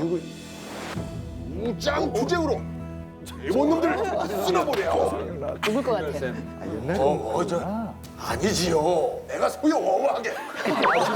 애들이 가라키시오. 그러면 우리 쪽 피해가 너무 큽니다. 이럴 때일수록 열강들에게 우리 사정을 알려서 도움을 받는 것이 가장 빠릅니다. 외교가 지름길이다. 맞습니다. 이 싸움은 하루 이틀에 끝나지 않습니다. 미래를 위해서 젊은이들에게 가르쳐줘야 합니다. 가이드 아저씨였죠. 많은 것이 힘입니다. 정말 참 싸게 어찌됐거나 우리가 힘을 합쳐서 조직적으로 일본과 싸워야 합니다. 꽁트로 꾸민 내용이 다 근거가 있는 겁니다. 독립의 뜻은 같았지만 생각은 다 달랐습니다. 정부 수립도 쉽진 않았고 이후에도 갈등은 있었죠. 추억의 자료 화면인데 정말 참 저렴하게 찍으셨네요. 정말 제가 아껴서. 저 실제로 지금 저희 상해 가서 지금 촬영하고 계신 거잖아요. 현지 이렇게 독립의 방법론에 있어서 그렇죠. 많은 얘기들이 있었어요. 아니 근데 뒤집어 놓고 생각해 보면 임시정부 안에 무장투쟁 논자랑 외교 독립론자가 있었던 거잖아요. 그러게요. 사실 함께 있었던 거예요. 그래서 어떤 의미에서는 임시정부가 안에서 건강한 노선 갈등이 있을 수도 있었는데 그 노선 갈등에서 굉장히 중요한 축이 되는 이승만이 좀 굉장히 늦게 상하이에 오게 되는데요. 대통령이 임명된 지 무려 1년 3개월 만에 상하이에 나타나게 됩니다. 네, 그게 이제 1920년 12월 5일에 그렇죠, 예. 이승만 대통령의 이제 환영식이 있었는데요. 세 분이 나란히 서 있는 모습 보니까 뭐 그런 갈등이 있었지만 좀 좋은 방향으로 나가지 않을까 기대감이 드는데 그렇죠. 근데 오자마자부터 이제 좀 갈등이 본격적으로 시작이 되는데요. 오히려? 예. 오히려? 예, 그렇죠. 무장투쟁론, 외교 독립론 이런 것들이 있었는데 사실 이 이승만이 오기 전에 그 임시정부는 1920년을 독립전쟁의 해로 선포를 합니다. 그러니까 무장투쟁을 주 노선으로 이제 선택을 하게 된 거죠. 근데 이승만이 와가지고 그건 아니다 이런 주장을 하게 되면서 굉장히 이제 흥미로운 말을 하는데요. 우리의 승리는 무력에 있다. 여기까지 들으면 그렇죠. 그렇죠. 무력의 승리는 준비에 있다. 이렇게 얘기합니다. 지금 무장을 하고 싶으면 개인이 무기를 사서 훈련을 할 때이다. 예, 그 민병제라고 하는데 개인이 무기 사서 알아서 훈련하라고요? 예. 지금 그렇게 해석이 되는 거예요? 예, 그렇게 할 때이다 이렇게 얘기를 했죠. 예. 아, 이거 웃으면 안 돼. 좀 약간 이해가 안 되는 부분이네요. 조금 헷갈리는데 네. 그러니까 지금은 준비를 할 때고 예. 그 준비를 개인이 돈을 들여서 해야 된다. 그렇게 얘기가 됐다는 거예요? 귀국해서 내린 대통령 교서에 보면 그 내용이 나와 있습니다. 두 개가 다. 그 당시에 각자 알아서 하라는 건 너무 무책임한 거 아닙니까? 지금 더군다나 정부가 독립전쟁의 해로 선포를 했는데 대통령이 돈을 안 주겠다는 거잖아요. 지금 뭐 예산 편성할 때 싸우잖아요. 부처끼리 싸우고 대통령도 이제 예산을 이런 거 해달라고 국회한테 요청을 하고 어떤 부분에 중점을 두느냐, 어떤 정책을 가장 중요하게 생각하느냐가 예산을 어떻게 짜느냐에 딱 드러나 있죠. 아주 극명하게 드러나거든요. 그러니까 이런 경우는 정말 무장투쟁은 난 반대다라는 거를 얘기를 한 거죠. 이게 또 바로 심각한 재정 갈등으로 사실 이어지게 되는데요. 이승만 대통령이 이제 구미위원부를 통해서 받아들인 돈을 본인이 이제 재정을 관할하면서 자기가 장악하고 있었거든요. 근데 임시정부에 충분한 돈을 내놓지는 않았어요. 근데 또 이게 이승만만 그랬느냐. 이동희도 이 논란에 휩싸였던 사건이 있었죠. 굉장히 유명한 사건인데 이동희가 측근을 레닌에게 보내서 돈을 받아옵니다. 200만 루블을 주기로 약속을 하면서 일단 40만 불을 주는데 그게 오늘날 돈으로 보면 510억 불이거든요. 예? 굉장히 큰 돈을 줍니다. 예.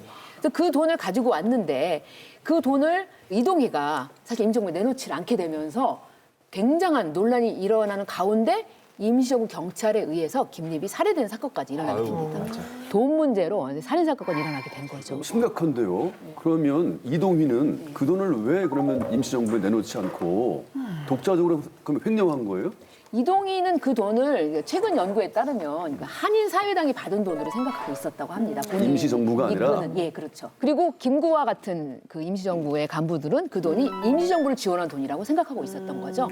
그 오해가 결국 이제 살인까지 부르게 됩니다. 심각하네요. 아 근데 무릇 정치란 한정된 자원을 우선순위에 맞게 이제 이렇게 분배하는 것이잖아요. 그런 차원이라면 이게 이런 행동들이 이렇게 낯선 건 아니지 않을까요? 그러니까 각자에 아니, 근데 맞게 중요한 것에 돈을 쓴다는 거니까. 보통 부부끼리도 이런 상황에서 주머니 돈이 쌈짓돈이다. 이런 별 문제가 안 돼요. 각자 딴 주머니다. 이때부터 이제 갈등이 시작되는 거 아닙니까? 각자 딴 주머니면 문제가 안 되는 거 아닌가요? 아니, 서로 딴 주머니면 모르니까 각자 알아서 쓰면 되는데 아니죠, 지금 정부인데. 그 자원에서 나눠 써야 되는 거잖아요. 그러니까 이게 이제 후원금으로 운영되다 보면 그런 문제가 생기죠. 세금으로 정부가 운영되는 게 아니다 보니까 구미위원부를 통해서 많이 받았는데 왜 안 내나 이렇게 되는 거고 아니 레닌으로부터 그 많은 돈을 받았는데 왜 안 내나 이렇게 되는 거니까 결국 갈등으로 이제 이어지면서 노선 갈등이 재정 갈등이 왜냐하면 되죠. 헌법을 만들고 헌법에 의해서 과정을 거쳐 헌법 기관이 됐기 때문에 당연히 어느 쪽에서 많이 갖고 오든 임시정부를 통해서 재정이 당연하지. 공정하게 집행되는 게 정상인데 양자가 지금 제대로 안 하고 있었다는 것만큼 분명한 거잖아요. 서로가 전부 다 신뢰를 못하는 거죠. 이 임시정부라는 것을 자기네 개파만. 돈은 부족한데 할 일은 많고 또 생각이 다르다 보니까 대통령도 국무총리도 각자 자기 방식으로 그냥 가는 거예요. 고수를 하고. 그러다 보니까 더 분란이 커지고 막 이러는 것 같아요. 그러다가 더 사이가 나빠지는 아주 결정적인 심각한 문제 하나 생깁니다. 외교 활동을 하기 위해서 미국에 있어야 되고 너희들이 알아서 상하이나 중국은 통치하라 이렇게 얘기를 했는데 이제 왔잖아요. 오니까 국무총리 이동희가 첫 번째 국무회의에서 이런 요청을 합니다. 그러면 안 계실 때는 우리가 이 임시정부를 잘 운영해야 되니까 대통령의 부재시의 통치는 원활하게 해야 되니까 대통령 대리라는 직을 설치하자. 아 근데 또 이승만 대통령이 이거를 인정할 수 없다라고 하면서 단호하게 또 거절을 하게 되면서 갈등이 굉장히 심각해집니다. 그러니까 작은 문제에다가 통치 문제까지 날선 대립이 심해지게 되면서 결국은 1921년 1월 24일에 국무총리 이동희가 직을 사임합니다. 무장투쟁의 한 축, 무장투쟁 노선의 입장을 대변했던 사람이 나갔다는 얘기가 되는 거고 연이어서 몇 달 지나서 5월 12일 날 안창호가 노동국 총판을 사임하게 되고요. 그로부터 일주일도 안 돼서 5월 18일 날 임시 대통령 이승만도 다시 미국으로 떠나게 됩니다. 그냥 이거 뭐 다 떠나네요. 공중분해 정도의 분위기인데요. 임시정부 빅3가 다 떠난 거면 그렇죠. 소는 누가 키우나요? 갔는데요? 맞아. 그게 되게 안타까운 점이에요. 사실 이승만 대통령한테 비난이랑 비판 같은 게 있는데 대통령이란 자리는 어떻게 보면은 화합을 또 규합을 해야 되는 자리인데 갈등의 근원지가 되어버렸단 말이에요. 그래서 이렇게 임시정부가 와야 되는데 뭐 참 일조 아닌 일조를 했다. 그래갖고 그 부분을 좀 비판을 받고 있죠. 뭐 이런 것도 탄핵 사유로 들어갔겠네요. 두 번째 사유가 더 중요합니다. 임시정부 임시의정원을 부정했다고요? 인정하지 않았다 뭐 이런 얘기가. 엽서가 네. 주중에 있습니다. 이게 무슨 엽서예요? 이거? 이승만이 공화국만 미국에 있었을 때 발행한 엽서입니다. 개인적으로 만든 엽서란 뜻이에요? 여기 지금 보면 한국 국기도 있고, 태극기도 있고, 성조기도 미국 있고. 성조기도 있죠, 네. 그렇죠? 그렇게 했습니다. 사진도 있고. 네. 근데 여기 되게 중요한 게 뭐가 있냐? 어떤 단어가 하나 눈에 들어온 게 있지 않으세요? 그 위에 프레지던트 오브 코리아예요. 그렇죠. 또 밑에 보시면 1919년에 Elected President라고 써 있습니다. 그게 뭐가 문제죠? 그러니까 사실은 뭐 대통령이잖아라고 생각할 수 있는데 이게 문제가 됩니다. 안창호 선생 같은 경우 굉장히 강경하게 얘기를 하게 되는데요. 상하이 임시정부는 국무총리 제도다. 대통령의 직명이 없으므로 각하는 대통령이 아니다. 그러니까 대통령 행사를 하시면 헌법 위반이다. 그러니까 대통령 행사를 하지 마십시오. 라고 정확하게 이제 얘기를 하게 됩니다. 약간 뭐 의아하죠? 이거 대통령으로 알고 있는데 이게 왜 그러냐면 우리가 지난 시간에 얘기를 했었지만 세 개의 임시정부, 한성정부, 대한국민의회 그리고 이제 상하이 임시정부가 통합이 되던 과정 중에서 상하이 임시정부의 국무총리라는 직함 그리고 한성정부의 집정관 총재라는 직함 같은 것들을 같이 얻게 되는데 그 중에서 유독 이승만이 한성정부의 이 집정관 총재라는 직위를 갖고 활동을 하게 됐던 거죠. 그게 이제 문제가 됐고요. 강하게 얘기를 했는데 그 이승만이 뭐라고 했습니까? 뭐라 그랬을까요? 아 이게 기대가 됩니다. 가뜩이나 이제 내가 이렇게 대통령 명의로 다 활동을 하고 국제사회에 알려놨는데 이제 오해를 불러일으키고 오히려 현장이 좀 혼란스러워질 수 있다. 그러니까 부득이하지만 바꿀 수가 없다. 결국은 독립운동에 대해서 굉장히 큰 방해 요소를 작용할 수 없으니까 그 책임은 당신들 책임이다. 이 참 논리가 아니 그게 또 저질러 놓은 다음에 저질러 놓은 거죠, 저질러 놓은 먼저. 다음에 네. 이제 뭐 이제 낙장 불입이야 이거잖아. 그죠? 이 문제를 누가 해결했을 것 같습니까? 그러니까 이거 어떻게 해야 돼요, 진짜? 이거 당연히 이건 알잖아 이거는 답이 뻔해 이건. 안창호 선생님. 통합의 아이콘. 안창호 선생님. 이제 그를 믿는군요. 딩동댕입니다. 그죠? 네, 맞습니다. 네. 안창호 선생님이 결국 9월에 통합정부를 만들 때 국무총리제가 아니고 대통령제를 채택을 해서 자연스럽게 이승만이 대통령이 다시 취임을 하게 되는 거죠. 안창호 선생님 입장에서도 우리가 이런 거 가지고 막 싸우면 대외적으로 면이 안 서니까 이제 말하는 대로라는 노래처럼 말하는 대로. 예, 예. 대통령이라고 이렇게 써놓으니까 실제로 대통령이 지금 된 건데 네. 어쨌거나 뭐 참 안창호 분이 그 통합의 달인이에요, 그죠? 통달, 그죠? 이승만이 그 뒤에도 계속 한성정부의 집정관 총재 명함을 가지고 사용을 하는 거예요. 그래서 왜 그러냐라고 이제 추측을 해보면은 한성정부의 그 약법에 따르면 사실 거기에는 뭐 대통령의 이름과 명단이 나와 있지만 임시의정원 같은 대의제와 같은 것들이 작동하지 않거든요. 근데 우리 임시정부에서는 확실하게 임시의정원이 큰 역할을 하게 돼 있어요. 전국 주도하게 되어 있거든요. 그런 게 마음에 들지 않았던 것 같습니다. 그래서 자꾸 한성정부의 집정관 총재라는 명함도 늘 갖고 다녀서 누가 보기에도 이게 임시정부의 대통령인지 한성정부의 집정관 총재인지 이제 혼돈을 줄 수 있을 정도인데 행동을 하게 된 것이 이제 문제가 된 거였습니다. 어차피 임시정부인데 이게 프라임 미니스터이든 프레지던트든 뭐가 그렇게 중요한 거 뭐가 그렇게 다른 굉장히 다른 거죠, 사실은. 예, 내각 책임제 같은 경우는 의회의 권한이 굉장히 막강해요. 그래서 거기서 이제 총리가 나오는 거고, 그 대체로 보면은 왕권을 거치거나 또 전제 정치를 거치는 이제 국가, 특히 이제 대표적인 게 미국이죠. 그런 국가는 한 사람한테, 그 대통령이라는 한 사람한테 권력을 집중시키는 거를 좋아하지 않아요. 예전에 우리가 전제 정치 시절에 겪었던 그런 포갑적인 정치가 있기 때문에 이거는 한 명한테 권력을 집중시켜주면은 그런 일이 또 일어날 수 있다. 그래서 권력을 분리시키자라는 의견이 굉장히 많죠. 그리고 임시의정원에서도 처음에 사실은 시도를 했던 게 국민을 대표하는 대의제 그리고 내각 책임제지 이거를 한 명한테 권력을 준다는 것은 굉장히 꺼려한 거고 한 독립 정파에만 권한을 준다 또 한 인물에게만 권력을 준다 이러면은 이제 또 다른 쪽에서 일어날 거고 그러니까 이들을 모두 아울러서 한 의회 안으로 들어오게 하자라는 게 원래의 오리지널 플랜이었던 거죠. 그거를 부정을 한 거죠. 요즘에는 이제 대통령제 되게 익숙하지만 이 시기 때만 따지더라도 사실은 이때는 영국의 의원 내각제가 모델이었고 대부분 민주주의 하면 내각제로 생각하던 시절이니까 굉장히 이승만 대통령이 튀는 행동을 했던 건 사실인 거죠. 그러니까 미국에 오래 살아서 미국에 애착이 많으니까 그 미국식의 제도를 굉장히 좋아했던 것 같아요. 그리고 그 프레지던트라는 그 대통령이라는 이름을 굉장히 좋아했던 것 같아요. 그러니까 미국 대통령과 급을 같이 하고 싶었던 그 욕망이 좀 있었겠군요. 임시정부의 구조가 외형상으로는 대통령제를 표방하고는 있었지만 내면적으로는 이에 대한 임시의정원의 강력한 제재가 전제가 됐었다 이런 뜻인가요? 그렇죠. 그 당시 상황에서는 대단히 지혜로운 체제 아닙니까? 아까 방송국에 오면서 보니까 여기 국회 앞에 대한민국 임시의정원 100주년 기념 플래카드가 있어요. 네. 그러니까 우리는 지금 임시정부 100주년만 생각하고 있는데 임시의정원도 100주년이 된 거예요. 그게 굉장히 중요한 게 사실 우리는 임시정부라고만 다 외우고 살잖아요. 근데 실제로는 국민을 대표하는 기관은 국회예요.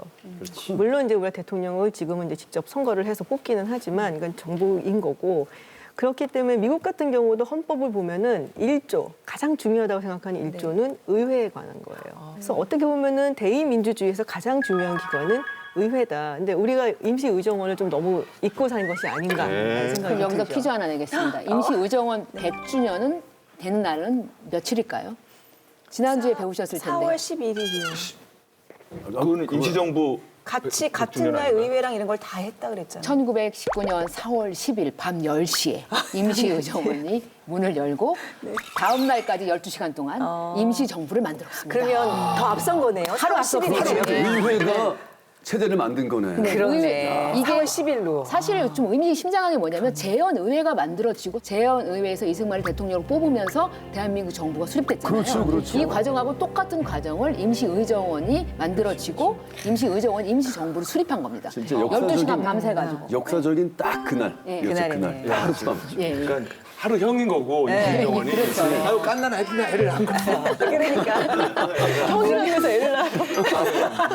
어쩌면 좋아 이거. 아니 그럼 우리 내년부터는 4월 10일과 11일을 연달아 이틀 공휴일로 지정해서 그러네. 정말 역사적이에요.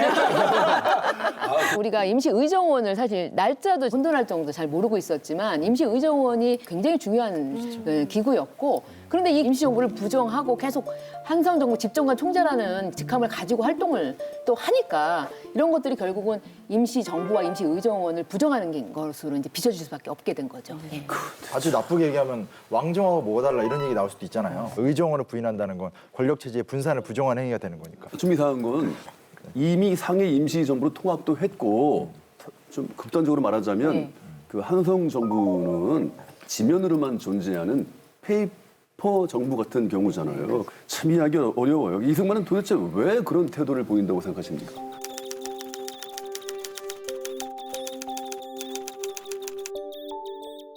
거의 다 가진 거 아닙니까? 모든 권한을 다 가진 것처럼 보이는데 왜 다른 카드를 자꾸 꺼내고 싶어 하는 거예요? 권한은 되게 많은데 이게 이제 혼자 마음대로 할 수 있는 건 아니에요. 예를 들면 누군가를 임명한다. 뭐 그랬을 때 의정원의 동의를 얻어야 되고 이런 과정들이 항상 있고 대통령을 포함해서 국무총리라든지 이런 고위공직자들은 의정원이 탄핵을 할 수가 있고 제가 보기 가장 큰 거는 대통령은 의정원이 선출을 해요.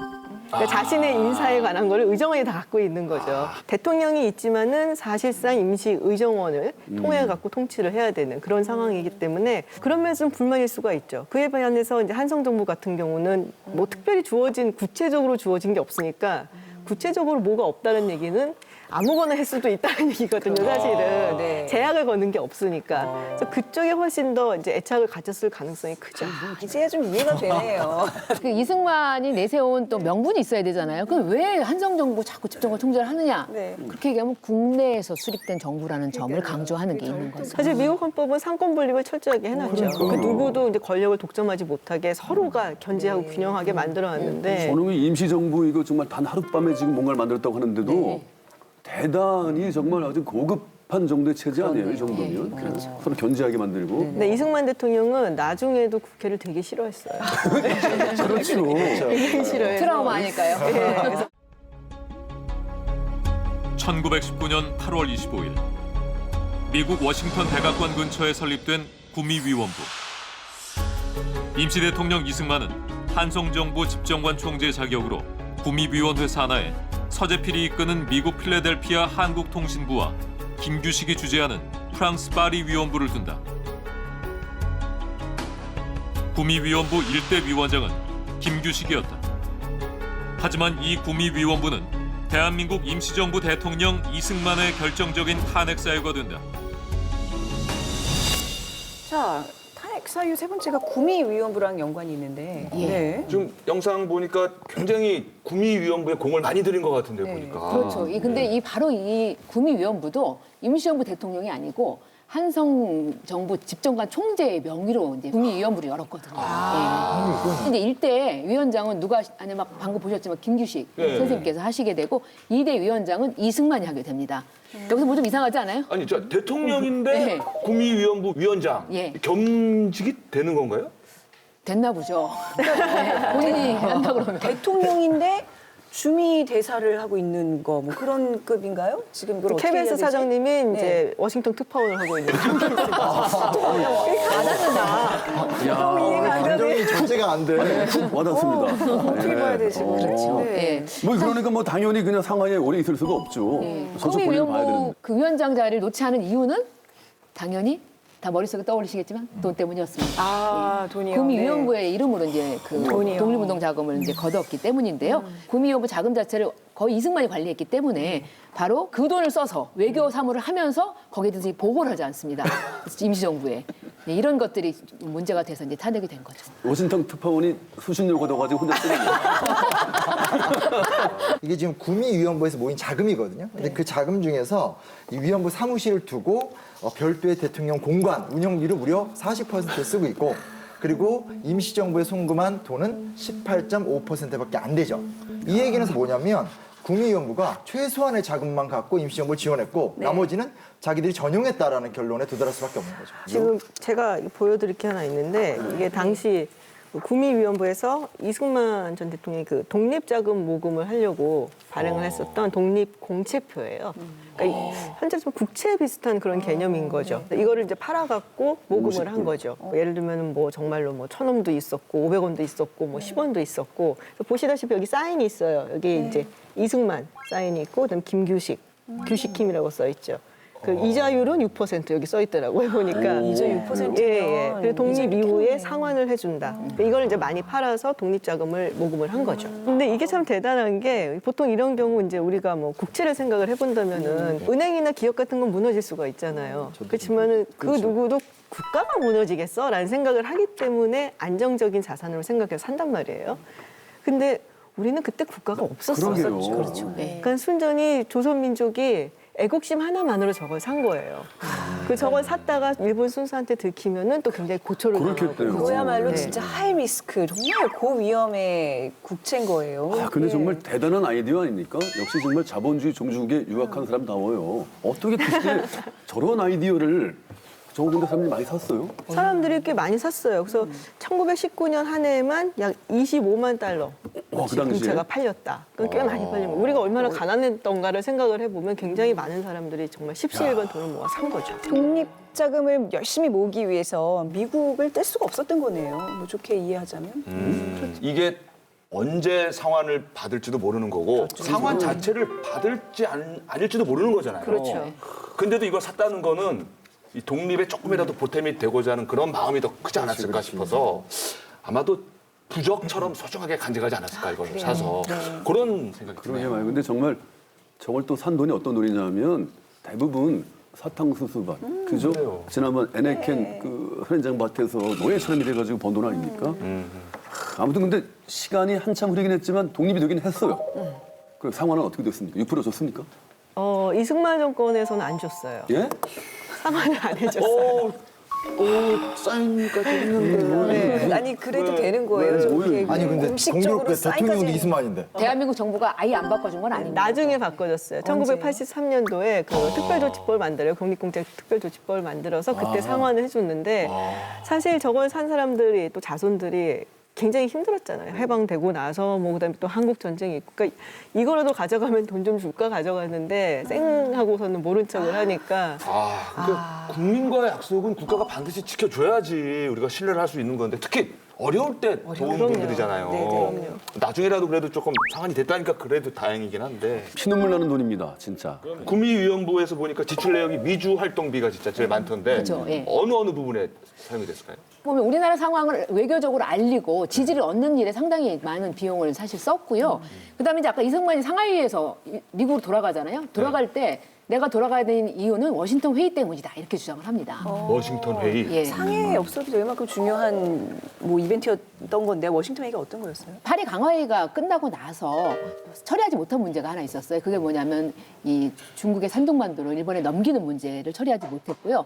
또 하나는 1차 세계대전이 끝난 다음에 서양의 그 승전국들이 갑자기 그 해군 군함 을 만드는 경쟁을 시작한 거예요. 그래서 안 되겠다. 해군 군비를 축소하는 그런 회의를 해야겠다 해서 워싱턴에 이제 모이게 됩니다. 근데 거기서 이제 우리나라의 이 복립 문제를 의제에 넣기 위해서 이승만이 이제 날아가서 활약을 하겠다 이렇게 하고 떠난 겁니다. 지금 이 안에 지금 보니까 일본이 들어가 있잖아요. 그러니까. 네. 정말 우리의 외교 노력을 뭐 아주 인정하지 않는 것은 아니지만 결론적으로 헤이그 그 특사 파견도 그렇고 파리 강화 회의도 그렇고 다 실패했잖아요. 근데 워싱턴 회의도 쉽지 않아 보이는데요. 어떻게 해서라도 여기서 뭔가 좀 해보겠다. 그래서 박은식의 회고에 따르면 우리 민족의 사활을 가늠하는 중요한 회의다. 라고 해서 이 식민지 조선에서도 신문 언론에서 대서특필을 했었고 당시에 뭐 중국, 일본, 미국의 신문들도 회의와 관련해서 아주 보도를 많이 했었습니다. 당연히 국민적인 기대감도 높을 수밖에 없었던 거죠. 그래서 이승만도 장대에 올랐죠. 그리고 미군 군함을 타고 갔습니다. 외교력이 대단한 사람인데요. 딱 도착해서 지금 활동을 했지만 효과는 없었습니다. 파리 강화회랑 똑같아요. 사실은 의제가 될 수도 없었고 일본이 있는 이상 어떤 기대를 왜 했을까라는 생각이 들지만 우리나라가 도장 찍고 나라가 망했잖아요. 한일 병합 조약에. 그 외교를 망한 거잖아요. 도장 찍힌 채로 조약으로 망했기 때문에 외교에 대한 기대는 항상 갖게 되는 것 같아요. 그래서 결국은 워싱턴 회의를 끝으로 더 이상 사람들은 국제 회의에 대한 기대를 이제 접게 되는 거라고 볼 수가 있게 되겠습니다. 근데 원래 국제 정치에서는 사실은 선이라든지 뭐 정의, 당위성 이런 게 통하지 않아요. 그렇겠죠. 철저하게 이해관계에 따라서 움직이기 때문에 외교가 중요하다는 것을 깨달은 것은 굉장히 중요한데 그거를 움직이는 것은 이해관계다. 그렇게 거기까지는 사실 생각이 못 미쳤던 거죠. 그러면 그 상황에서 우리나라가 가지는 지렛대를 할 수 있는 것이 뭐가 있겠느냐? 냉정하게 말하면 사실은 별로 없어요. 뭐 헤이그, 파리 강화회의, 워싱턴 회의 뭐 3연타네요. 그렇죠? 그렇죠. 예. 그러니까는 결국은 이 뒤로 사람들이 독립운동이라고 하는 게 결국 자력에 의해서 노력에 의해서 될 수밖에 없다고 생각하게 되니까 그럼 우리가 어떤 길을 가야 될까에 대해서 더 신중하게 다시 한번 생각해보는 그런 계기가 됐었습니다. 1923년 1월 3일 대한민국 임시정부가 위기에 봉착하자 안창호는 국민대표회의를 소집한다. 우리는 국민대표회의를 통하여 주의와 주장을 떠난 민족혁명으로 거국 일지에 전력하여 외적을 물리치는 일만 해야 되겠다. 전 국민의 의견을 결집해 독립운동의 방향을 논의하기 위한 회의. 국민대표회의는 국내외 독립운동단체와 지역대표 125명이 참석한 우리나라 독립운동사 모임 중에 다시 없을 최대 규모의 회의였다. 뭐 이제 이념과 노선 다 버리고 통합만을 생각하자라고 주장을 하고 계십니다. 그런데 참 신기한 게 우리나라도 아니고 상하이에서 지금 125명이 모였다고요? 이게 가능한 일이에요? 요즘도 다보스 포럼 쉽지 않아요. 이 상하이 포럼이에요 지금. 대단하다. 상하이 포럼. 절박하게 모여서 이제 모인 사람들이 보면 13도 대표도 있고 해외 각 지역, 멕시코까지 왔어요. 대표가 있었고 그다음에 이제 여러 단체의 대표들 이렇게 모여서 한마디로 끝장 토론을 합니다. 밤새는 거예요? 그냥? 밤새요? 일단 정말 회의가 길었어요. 길어서. 1923년 1월 3일부터 무려 6월 7일까지. 뭔 소리예요? 말이 됩니까? 다섯 무슨 달. 회의를 꽉 채워서. 5개월 동안 회의를 해요? 네. 총 74회. 74번 했는데 임시회의가 15번, 그리고 정식회의가 48번, 비밀회의가 11번. 합쳐서 이제 무려 74번에 달하는 정말 마라톤 회의, 문자 그대로 마라톤 회의를 하게 됩니다. 제가 들은 게 있어요. 이 지금 의견 차이가 정말 얼마나 컸던지 이 회의장 주변에서 저 사람들 저러다 결국 피보지 이랬다는 거예요. 그 정도로 정말 첨예했던 모양입니다. 근데 그때 보니까 그 두 분 중에 한 분 가셨어야 되는 거예요, 진행하러. 아니죠. 100분이면 끝났을 텐데. 100분이면 그러네. 그렇지. 100일이 아니라 100분이면 되는. 그게 문제예요. 자, 도대체 어떤 문제로 이렇게 회의를 대장정으로 이어갈 수밖에 없었는지 이 문제를 좀 쉽게 설명해 주실 우리의 심쌤 특별 소환해 보겠습니다. 제가 이걸 왜 하겠다고 얘기했냐? 네. 이 국민대표회의가 중요합니다. 그리고 내용이 너무 복잡해요. 그러니까 등장인물도 너무 많고 그다음에 이렇게 학생들이 잘 외우지도 못하고 그래서 오늘 제가 약간 옛 기억을 좀 살려서 뭐 언더라인 이런 건 안 하는데 그래도 약간 강의 모드로 한번 해보도록 하겠습니다. 일단 임시정부 수능이 무조건 나옵니다. 3.1운동가 들어오면서 임시정부는 최고 고득점입니다. 그리고 그중에 제일 뭐가 많이 나오냐? 국민대표회의가 시험에 제일 잘 나옵니다. 그래요? 국민대표회의가 어떻게 진행되는가에 대한 좀 기본 개념을 정확하게 좀 갖고 있을 필요가 있습니다. 제가 또 수험생 아빠 아닙니까? 열심히 보겠습니다. 그러니까 오늘 요거 보면 한 문제는 더 맞출 수 있어요. 네. 임시정부 100주년이기 때문에 네. 반드시 나오죠. 꼭 봐주세요. 파가 크게 세 파로 갈립니다. 창조파, 기존에 있는 임시정부를 해체하고 새롭게 창조하겠다. 개조파는 기존에 있는 임시정부가 좀 문제가 있으니까 고치되 그래도 정통성이 있으니까 개조 정도, 개혁 수준에 머무르겠다. 약간 입장이 정확해지게 되는 거죠. 자, 신채호 선생, 어디로 가 있을 것 같습니까? 나 이렇게 물어보는 선생님이 제일 싫어. 그냥 하지. 뭐 약간 반대의 청토하셨으니까. 진짜 들어가니까 네. 창조야. 창조 아니면 개조. 왜 이렇게 당황하세요? 예, 창조파입니다. 자, 우리의 통달, 안창호 선생, 어디로 가 있을까요? 가운데겠죠. 항상 가운데를. 선생님이 가운데라면 가운데를 가야 되겠죠? 가운데. 네, 그렇죠. 이제 앞으로 우리가 이제 계속 독립운동사 다루다 보면 서서히 떠오를 그분, 어떻게 보면 이제 거의 처음 나왔습니다. 이분 어디로 있으실 것 같습니까? 진짜 모르겠다. 안창호 선생님과 나란히 업계를 하셨을 것 좀 같아요. 친분이 가까우니까. 예, 예. 근데 사실은 김구 선생은 막 임시정부주의자라고 부르는 사람이 있을 정도로 고수, 유지파, 그러니까 임정 고수파 그대로 하자라고 하는 거고. 자, 신한청년단 리더 어디로 가셨을 것 같습니까? 저 싸운 그렇죠. 창조파. 창조파? 해방 후 행동 생각해보면 중도. 무조건 개조파. 싸우지 않잖아요. 특히 그렇지, 우리끼리는 좀 대화 타협. 그렇죠. 중도. 네. 어떤 그런 통합의 아이콘. 이효영 선생의 동생이고 초대 부통령하셨던 이분하고 같이 찍은 사진이 있죠. 오래 본 것 같아요. 임시정부에서 오래 뵌 것 같아요. 그렇죠. 이분은 어디로 가실지 느낌 오시죠? 네. 타도다. 타도. 신채호 선생님 옆으로 모시겠습니다. 딱 가게 됩니다. 이렇게 위대한 독립운동가들이 각각의 진영에서 치열하게 싸웠다 정도 좀 구분해 주시고요. 창조파, 개조파, 그리고 유지파. 이건 이제 다른 말로 임정 고수파라고 하는데 세 파로 이제 분리가 됐다라는 것 정도는 기억할 필요가 있습니다. 이게 왜냐면 좀 파가 많고 사람이 많기 때문에 헷갈릴 수가 있어요. 그래서 이제 말 만들어서 옛날에 외우잖아요. 그렇죠. 예, 그렇게 해왔어요. 옛날에는 신박하게 창조할까? 어허. 아니요, 개조하자. 어허이, 유지해야 이김. 이렇게 해가지고 그러면 뭐예요? 그게 시험에 안 나오고 딴 게 나왔다니까. 그럼에도 불구하고 이렇게 치열하게 싸워서 뭔가 해답을 갖춰가려고 노력을 했으나 안타깝게도 창조파, 개조파가 합의에 도달하지 못하고 다 결국 떠나면서 이야기가 좀 결론이 되게 됩니다. 실패였죠. 아이고. 예, 참 서로의 의견을 좁히지 못하고 개조파는 성명서를 발표하고 국민대표회를 탈퇴해버렸고요. 창조파가 더 나갔는데 한이라는 국호에 임시정부 수립을 합니다. 다른 정부를? 예. 그리고 블라디보스토크로 갔는데 블라디보스토크 러시아 땅이잖아요. 러시아 정부가 승인해주지 않아서 결국은 그냥 없던 일이 되죠. 그래서 그냥 국민대표회의는 실패한 것으로 결론이 내려졌습니다. 그러면 남은 사람은 아까 말했던 유지해야 이김. 그럼 뭐 이시영과 김구 선생만 남았다는 거예요? 그렇죠. 숫자가 확 줄어요. 200~300명 단위에서 한 20명 단위로 확 줄어버려요. 잘 해보자고 했던 회의가 오히려 축소시키는. 저는 그래도 되게 의미가 있었다고 생각을 해요. 그러니까 단 한 번도 이런 식의 시도는 없었던 거거든요. 우리 역사상 그러니까 최초로 시도를 한 거고 사실 의회제를 가지고 있는 민주주의 국가에서는 이런 회의들이 굉장히 많아요. 뭐 미국만 하더라도 타운홀 해가지고 뭐 정치인들이 가면은 뭐 교회라든지 체육관 같은데 모여갖고 막 주민들 와서 막 얘기를 하고. 영국 같은 경우에는 매주 수요일마다 총리가 그 하원을 가야 돼요. 프라임 미니스터스 퀘스천이라고 해갖고 요새 이제 메이 총리 그 외에도 굉장히 바쁘죠. 거기 왔다 갔다 하더라고. 그래서 거기서 이제 보면은 굉장히 재밌어요. 그러니까 우리는 대통령이 국회에 오면은 이제 연설하고 그리고서 이제 듣고 있다가 나중에 정당들이 논평을 내고 뭐 이런 식이잖아요. 근데 영국 의회는 총리가 와서 뭐라고 얘기를 하면은 반대쪽에서 와 하고서는 이제 막 야유하고 이쪽에서 왜 야유하냐 맞는 얘기야 그러고 근데 사실 민주주의 요체라고 하는 거는 굉장히 다른 것을 우리가 확인을 하고 그 다른 속에서 서로의 의견을 조율해서 합의안을 끌어내는 거거든요. 결국에 실패를 했지만 그럼에도 불구하고 그런 시도를 했다는 거는 굉장히 역사적으로 의미가 있다고 생각을 해요.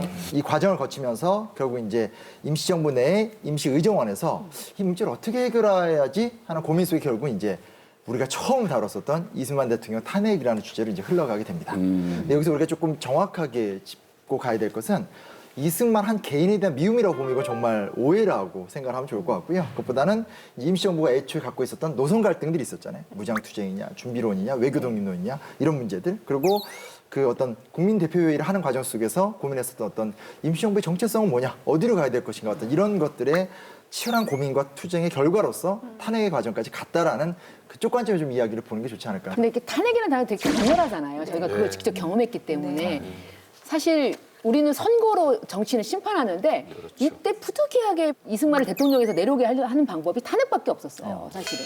왜 그랬을까요? 잘 보시면 임시 헌법에 대통령 임기가 없어요. 무슨 뜻이지? 우리가 진짜 한 번도 대통령 임기에 대해서 얘기해 본 적이 없네요. 지난 시간부터 쭉. 임기가 없었어요. 공신 그럼 대통령제를 채택한 건가요? 그러니까 모든 정부 헌법 대통령 앞에다 임시자가 붙어 있잖아요. 네, 금방 진짜 독립할 거라고 생각했을 수도 있죠. 야, 정말 탄핵 아니고서는 대통령을 바꿀 야. 수 없었던 진짜 이상한 상황이었네요. 그런 상황이 있었구나. 그래도 탄핵의 절차라는 건 있어가지고 그러게요. 네. 임시의정원에서 이승만 임시 대통령 탄핵 심판위원회를 구성을 해서 법에 명시된 절차에 따라서 이제 이뤄내는데요. 그래서 바로 다음에 개편된 임시 헌법에는 임기가 들어갑니다. 그렇겠죠. 3년으로 하고 재선할 수 있다라는 게 들어가게 되죠. 근데 그전에는 없었던 거예요. 그래서 결국 이승만을 대통령에서 물러나게 하는 방법은 탄핵이라는 것밖에 없었던 거예요, 법에. 예. 자, 그렇다면은 탄핵 이후에 이승만의 행보는 어떻게 됩니까? 아까 보셨지만 뭐 이승만은 그때도 이미 탄핵 당할 때도 없었잖아요, 상하이에. 네, 그렇죠. 그렇기 때문에 계속 없었구나. 예, 네. 없었습니다. 벌써 탄핵. 예, 벌써 벌써 탄핵. 탄핵. 그래서 이승만 같은 경우에 이제 면직을 한 다음에는 임시 대통령에 이제 박은식이 오르게 됩니다. 임기제를 넣은 그런 헌법으로 고쳤고 대통령제는 아예 내각제로 바꿔 버렸습니다. 그리고 그다음에 3개월 만에 대통령에서 내려오는 거죠. 이제 다 일을 한 다음에 그 후에는 이제 국무령 체제로 가게 되면서 이동영, 그다음에 홍진, 김구로 이어지는 국무령 체제 시대가 돌아오게 되는 거죠. 그래서 결국 이승만 탄핵을 하는 이런 과정이라고 하는 게 국민대표회의가 끝나고 나서 다시 한번 또 임시정부의 방향을 만들어내는 데 있어서 중요한 역할을 했던 절차라고 볼 수가 있겠습니다. 따지고 보면 우리가 이제 1910년 합병이 되고 그러고 나서 한국이란 나라는 단 한 번도 민주공화국 경험해 본 적이 없어요. 그 전에는 사실은 왕조였고 그 다음에 식민지가 돼버리고 그러니까 이 민주공화국, 민주주의라는 거를 글로 배운 거죠. 근데 그 안에서 정말 창의력을 발휘를 해갖고 민주공화국이라는 것을 만들려고 헌법을 만들고 이 제도도 시도를 해보고 저 제도도 시도를 해봤다는 거는 정말 대단한 거예요. 어떻게 보면은 현대의 시각에서 바라보면은 당연하게 느끼지만 그 당시에는 그 누구도 해보지 못했던 거를 시도를 했다는 거는 정말 역사적으로 굉장히 가치가 있는 일이에요. 여튼 힘든 고난의 과정이지만 민주주의를 이뤄가는 길이었다라는 좀 장기적 관점을 유지해야지만 이 어떤 고통스러운 역사를 의미 있게 바라볼 수 있지 않을까 생각해보게 되고 다만 분명히 얘기하고 싶은 건 어찌됐건 저명한 독립운동가였던 이승만의 독단적 리더십 자체가 굉장히 큰 문제를 일으켰고 그게 어떤 독립운동가 사이에서의 민주주의 발전에 있어서 크게 장애가 됐던 것만큼 분명한 것 같거든요. 그런 부분에서의 어떤 민주주의는 독단적 리더십과는 병행할 수 없다. 정말 중요한 건 이승만 탄핵 이후에도 대한민국 임시정부는 중국의 산과 강과 골목, 구비구비에서 그 명맥을 끊임없이 이어왔다는 사실인 것 같아요. 네. 그러니까 지금 우리가 막 싸웠잖아요. 그런 어떤 치열한 싸움 덕분에 오히려 더 똘똘 뭉쳐서 27년 동안 지속됐다. 이것도 참 중요한 지점인 것 같습니다. 저는 이게 충칭에 있는 임시정부 건물을 보고 사실 가슴이 뭉클했는데 김사한이라는 독립운동가가 우리들 사이에는 민주주의가 나물 정도로 많았다. 늘 이렇게 민주주의적 절차에 고민. 왜냐하면 탄핵을 할 때도 당연히 탄핵 이런 게 아니라 탄핵의 절차에도 고민하고 또 탄핵이 정말 정당한지 고민하고 굉장히 많은 고민 끝에 내린 절차에 따른 결정이었거든요. 그러니까 우리 스스로가 민주공화국이라는 걸 꿈꾸면서 나아가는 이 고민하는 과정 속에서 이 탄핵이라는 사건이 있었기 때문에 늘 이것이 민주주의적인 것과 부합을 하는지 아닌지 고민해 가면서 조심스럽게 27년 동안 임시정부를 운영해 왔고 그 결과 마지막 정부다운 면모를 갖춘 그런 건물 청사를 해서 이제 27년의 역사를 마무리했다라는 생각이 들어서 굉장히 뭉클했던 것 같습니다. 네. 사람도 민주주의도 아프면서 크고 싸우면서 그런 거예요. 영원인데요. 우리나라 최초의 통합정부였던 대한민국 임시정부의 100주년 기획으로 저희가 두 차례 걸쳐서 그 통합 과정과 또 오늘은 이제 임시정부 대통령 탄핵에 대한 얘기를 나눠봤는데요. 결국 100년을 기다려온 못다 이룬 그 대통합의 꿈, 그게 바로 또 오늘날 우리에게 남겨진 과제가 아닐까 싶습니다. 오늘 함께해 주신 여러분 고맙습니다. 네, 감사합니다. 수고하셨습니다. 수고하셨습니다. 네, 수고하셨습니다.